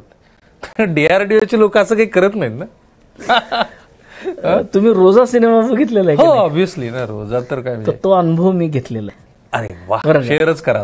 तो अनुभव म्हणजे मी मगाशी सांगितलं ना की त्या वेपनसाठी आम्ही ज्या वेळेला लेह लडाखमध्ये ट्रायलला गेलो होतो, ते 84 mm च्या -40च्या ज्या ट्रायल्स होत्या, ज्याला high altitude and extremely cold condition test असं म्हटलं जातं, त्याच्यासाठी आम्ही लेहला गेलो.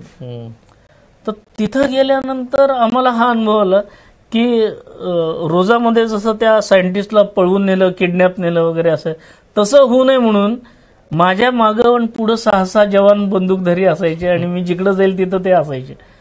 असा थोडासा अनुभव मी तो त्या ह्याच्यात घेतला. म्हणजे टेस्टिंग वगैरे ते बाकीचं मी बोललोय, पण हा अनुभव हा मला नवीन होता. पण नॉर्मली कधी तुम्हाला ट्रॅप करण्याचा प्रयत्न झाला? माझ्यावरती आतापर्यंत नाही झाला, पण काही जणांना होतो. आणि हे स्वाभाविक असतं की जसं नम्मीनारायणच्या बद्दल झालं असेल किंवा अनेक आता ते अज्ञातच आहेत अजूनही, मलाही माहीत नाही आहे, पण जे बेसिकली आपल्या अणुस्फोटासाठी आणि अण्वस्त्र क्षेत्रामध्ये जे काम करणारे BRCचे असे कितीतरी सायंटिस्ट आहेत की ते गेलेले आहेत, त्याचा पत्ताच नाही कोणाला. हा, पण ते आहेत, मला सुद्धा माहित नाही, पण ऐकून आहे की हे होते एकदा कुठेतरी. आणि मग हे सगळे कसे झाले काय झाले माहित नाही, ते बाहेरही येत नाही. Heart attack. मग तुम्हाला कधी असं त्यात फार सुरस आणि वेगळ्या रंजक कहाण्या त्याच्यामध्ये इतके सगळे डार्क मी BRC मध्ये गेलेलो आहे, मी अणुप्रकल्प 2 कव्हर केले, त्यामुळे I know how secrecy they maintain. Usually secrecy असून सुद्धा त्यांच्यावरती पण होतात प्रयोग होतात. पण मग तुम्हाला कधी असं काही स्पेसिफिक गाईडलाईन्स असते का DRDOच्या लोकांना की ह्या गोष्टी तुम्ही अवॉइड करा? नाही, ह्या तर गोष्टी असतातच. आता मी ज्या गोष्टी सांगितल्या त्या 30 वर्षापूर्वीच्यात म्हणून मी सांगतोय. त्या गोष्टी मी त्याच वेळेला बोलू शकत नव्हतो ना. बरोबर, तुम्ही रिटायर झालात म्हणून बरेच नुसते रिटायर झालेत म्हणून नाही. रिटायर जरी झालो मला आत्ताची करंट एखादी सिक्रेट माहिती असेल तर मी नाही सांगणार ना. ह्या ओपन डोमेन मध्ये जे आहे, मी आतापर्यंत जेवढ्या मुलाखतीत बोललो त्याच्यातलं एकही वाक्य हे सिक्रेट नाही.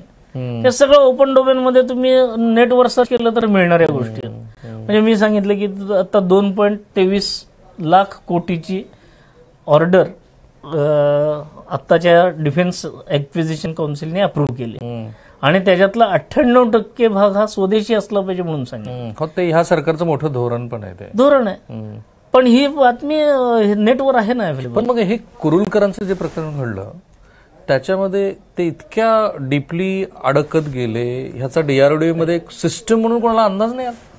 त्याच्याबद्दल काही मला एवढं माहित नाही कसं काय झालं वगैरे, पण but you shock Wien you heard. Shock म्हणजे काय, असं कधी होईल असं स्वप्न ते वाटलं नव्हतं. शॉक तर आहेच आहे त्याच्यात, तर असं कधी होईल असं वाटलं नव्हतं, कधी हे नव्हतं. पण माहित नाही म्हणजे त्याच्यातले नक्की काय आहेत हे माझ्यापेक्षा त्या नाही. पण मला सिस्टम म्हणून विचारायचं आहे की DRDO मध्ये अशी सिस्टीम नसते का की एखादी सस्पिशियस ऍक्टिव्हिटी सुरू आहे आणि ती सिस्टीम असल्यामुळेच त्यांच्यावरती ते झालं असेल ना action. Are you sure about this? I heard system म्हणजे आता it was a honey trap basically. नाही, पण ही जी घटना आहे ती मी माझ्या दृष्टीने अशाकडे बघतो ह्याच्याकडं की ती त्याच्यावरती ही सिस्टीम असल्याशिवाय कोणी त्यांच्यावरती कारवाई वगैरे कशी झाली असेल. सिस्टीमच असल्यामुळेच ते झालं असेल ना. त्यामुळे सिस्टीम आहे तिथं आणि त्यामुळेच अशा पद्धतीची कारवाई वगैरे झाली असावी. पण सिस्टीमच नाहीये असं काही नाही. पण आम्हाला सूचना अशी आता तरी ओपन बऱ्याच गोष्टी आहेत, कळतायत बाहेर कळतात. 1982 साली मी जेव्हा जॉईन झालो तेव्हा कागद घेतला असा कोरा आणि त्याच्यावर ड्राफ्ट लेटर जरी लिहायचं असलं तरी पहिल्यांदा सिक्रेट असं लिहून आम्ही लिहित होतो की कुठलंच काही सांगायचं नाही किंवा काही नाही. पण ते अति सिक्रेसी ठेवल्यामुळे डेव्हलपमेंटला बाधा व्हायला लागली, म्हणून गव्हर्नमेंटनी हळूहळू ज्या खरोखर सिक्रेट गोष्टी तेवढ्याच ठेवायला सांगितल्या.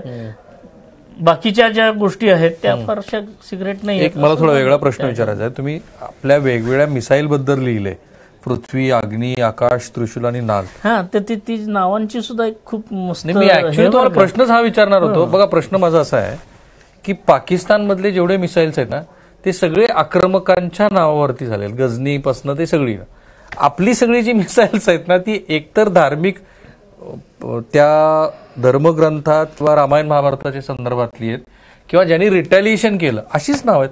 हे ठरतं कसं? म्हणजे ऍक्च्युली डॉक्टर कलामांनी सुरुवात केली आणि मिसाईल प्रोग्राम मी मगाशी जसं सांगितलं की डॉक्टर राजारामण्णा आणि डॉक्टर MGK मेनन यांनी इस्रोतून कलामांची जे रॉकेटचं आणि ह्याचं जे यशस्वी होतं ते बघून त्यांना DRDO मध्ये आणलं आणि त्यांना तो IGMDP नावाचा प्रोजेक्ट दिला की जो 5 वर्षामध्ये 5 मिसाईल आपण विकसित केली की 4 प्रकारची. मी मगाशी सांगितलं की काही मिसाईल ही जमिनीवरून जमिनीवर, जमिनीवरून हवेमध्ये, हवेतून जमिनीवर, हवेतून हवेत, असे वेगवेगळे प्रकार आहेत त्याचे.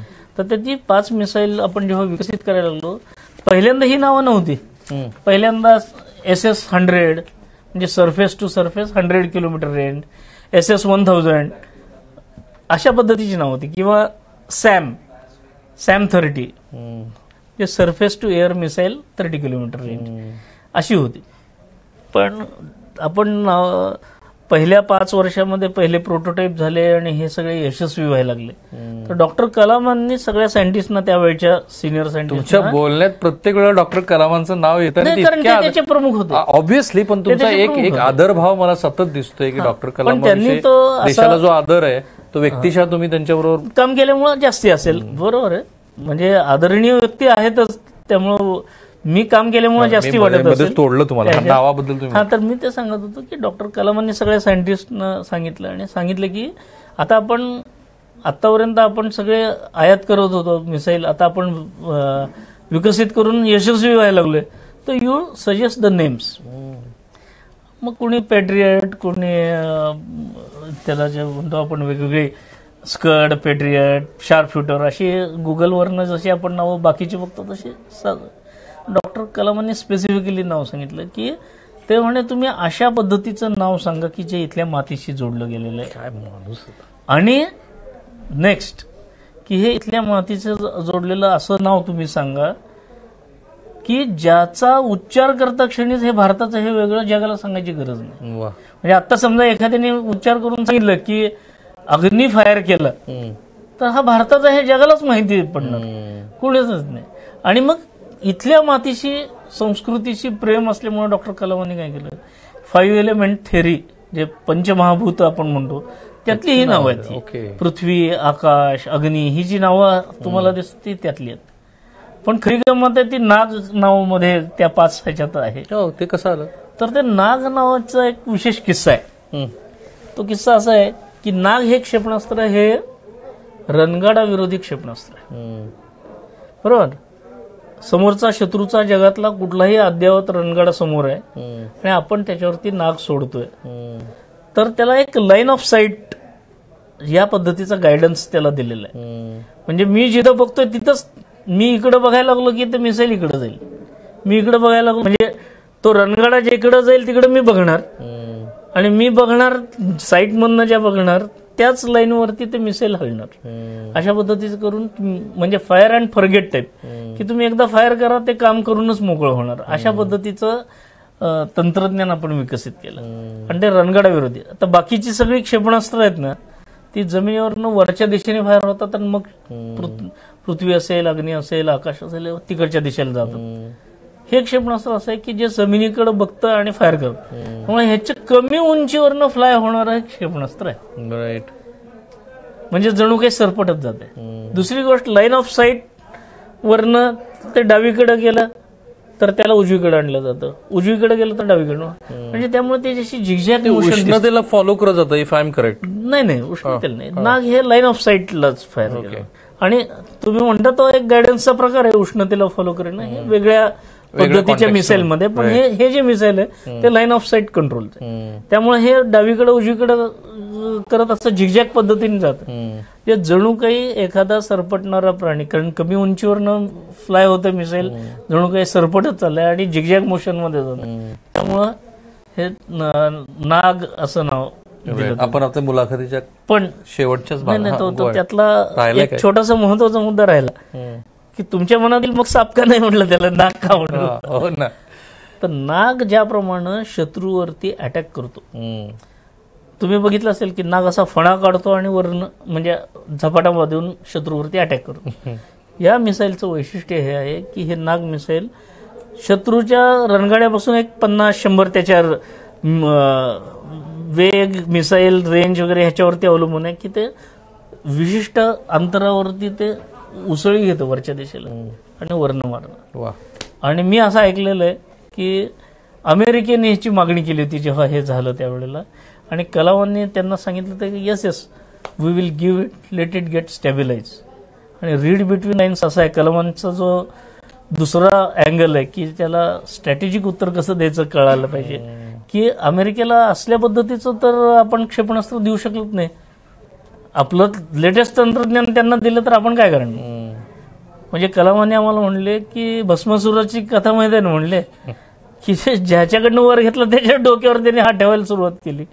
शंकराचा तो केस आहे.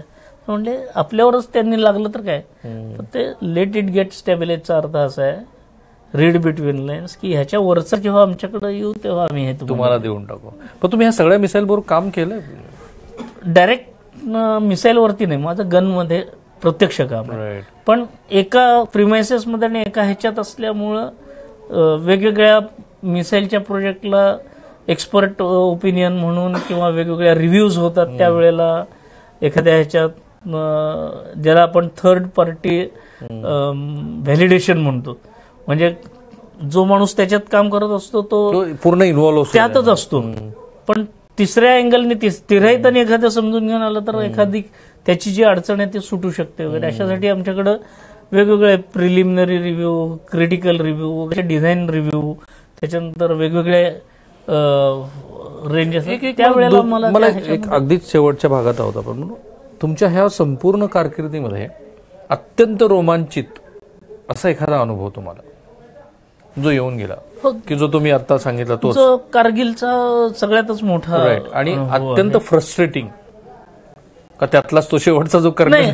फ्रस्ट्रेटिंग मला सुरुवातीला फार फ्रस्ट्रेटिंग वाटलं ते, की आम्ही 4 वर्ष तोफेवरती काम केलं आणि तो बोफर्स तोफ विकत घेतल्यामुळे आमचा प्रोजेक्ट बंद केला, त्याचं वाईट वाटलं. माझं म्हणणं, तुम्ही तोफा विकत घेतले, तोफा तुम्ही वापरा द्या, पण आमचा प्रोजेक्ट जर बंद केला नसता, उलट आम्ही त्या तोफा आहेत त्याचा अभ्यास करून आमच्या तोफांना जर 10 वर्षाच्या ऐवजी 5 वर्षात झालं असतं तर खूप पुढे गेलो असतो आपण. माझा हा प्रश्न राजकीय नाहीये. नाही, मी आता तुम्हाला जो विचारणार आहे, तुमच्या ह्या संपूर्ण कारकिर्दीमध्ये who was the best prime minister, who was the best defence minister? मला प्राईम मिनिस्टर म्हणून अटल बिहारी वाजपेयी हे सगळ्यात जास्त हे वाटतात, कारण ज्या करेजने त्यांनी डिसिजन घेऊन आपल्या देशाला मजबूत बनवलं. डीआरडीओच्या कॉन्टेक्स्ट मध्ये विचारतो. डीआरडीओच्या कॉन्टेक्स्ट मध्ये स्वदेशी बनवायला त्यांनीच सांगितलं. आणि दुसरी गोष्ट, त्यांनी जय जवान जय किसानच्या नाराला विस्तार करून जय विज्ञान, विज्ञानाचं हे जोड दिली. हु वॉज द बेस्ट डिफेन्स तंत्रज्ञान? पर्रिकर. बरोबर पर्रिकर. अगदीच शेवटच्या भागाकडे जात असताना मी तुम्हाला क्विज टाईपमध्ये काही विचारणार नाही आणि मला क्विज टाईपमध्ये ते उत्तर पण नको आहे, पण मी तुम्हाला येस ऑर नो अशा पद्धतीने मला अपेक्षित. डीआरडीओ ही जी आमच्याकडे सर्वसाधारण धारणा असलेली जी ऑर्गनायझेशन होती त्याच्यामध्ये आता खूप मोठा बदल झालाय आणि ती प्रोफेशनली कॉम्पिटंट आहे, असं झालंय का? हो. येस.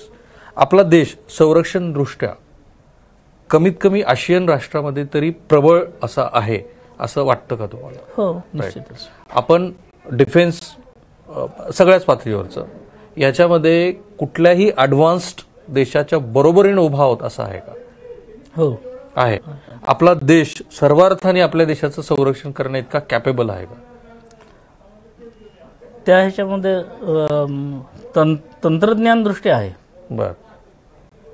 सध्याचं जे स्ट्रॅटेजिक जर गोष्ट बघितली तर अंतर्गत सुरक्षा हा महत्वाचा विषय आहे. तुम्हाला जर ती बोलायचंय की नाही, सुरक्षा, अंतर्गत सुरक्षा हा माझा विषय नाही, पण ज्या वेळेला 2.5 फ्रंट म्हणलं जातं की एकाच वेळेला पाकिस्तानशी लढू, एकाच वेळेला चीनशी पण लढू, पण त्याच वेळेला अंतर्गत जे शत्रू गद्दार डोकं वर काढतील त्याच्याबद्दल काय करावं, अशासाठीचं काय त्याच्यावर हे झालं पाहिजे असं आहे. आता मला सांगा, तुमचा एवढा करिअरचा लॉंग स्पॅन बघता, जी मुलं तुमची ही मुलाखत बघणार आहेत, तुम्ही करिअरवरती पण मार्गदर्शन करता, म्हणून डीआरडीओ मध्ये किंवा ह्या संरक्षण सिद्धतेच्या क्षेत्रामध्ये आपल्या तरुण मुलांना कुठं संधी आहे की विशेषतः महाराष्ट्रीयन मुलं तिकडे लक्षच देत नाही? संधी तर खूप आहेत, गरजही आहे. टॅलेंट ज्यांच्याकडे आहे त्यांनी तिकडं जावं निश्चित.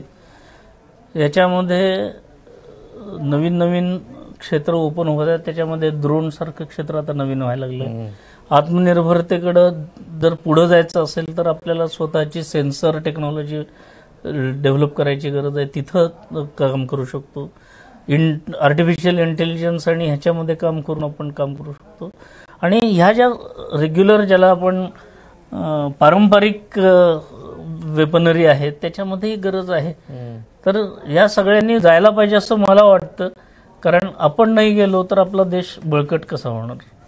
आणि तरुणांनी केवळ पॅकेजकडे न बघता एक सॅटिस्फॅक्शन, म्हणजे मी आज 40 वर्षाच्या सर्व्हिस नंतर असं म्हणतो की मला पगार किती मिळाला काय मिळाला, त्यावेळेला आम्ही अगदी सेकंड क्लासच्या डब्यातनं किती वेळा प्रवास केला असेल बालासूरला ट्रायलसाठी जाताना, हे सगळे सोडलं तर एक सॅटिस्फॅक्शन राहतं की देशासाठी मला काहीतरी करायला मिळालं.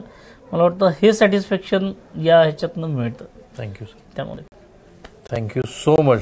जन्म तुमचा पंढरपूरचा, धन्यवाद. साताऱ्यात तुमचं शिक्षण झालं आणि पुण्यात तुमची पूर्ण कारकीर्द गेली आणि APJ अब्दुल कलाम यांच्याबरोबर मिळून आणि वैयक्तिकरित्याही तुम्ही इतकं उत्तम असं देशासाठीचं काम केलं. मला वाटत नाही की ह्या पॉडकास्टमधनं तुमच्या व्यक्तिमत्वाचे सगळे पदर, तुमच्या प्रोफेशनलचे सुद्धा, तुमच्या कारकिर्दीचे सुद्धा सगळे पदर आम्ही काही उलगडून दाखवू शकलो नाही. पण वेळेची मर्यादा आहे, त्या मर्यादेमध्ये तुम्ही फार उत्तम असं आम्हाला मार्गदर्शन केलं. पुन्हा एकदा मी तुमचा धन्यवाद. Thank you so much. धन्यवाद. माझा सहकारी आफताब शेख, कॅमेरामन काकासाहेब कांबळे आणि कॅमेरामन आयुब कागजीसह मी राहुल कुलकर्णी, ABP माझा. ABP माझा, उघडा डोळे बघा नीट.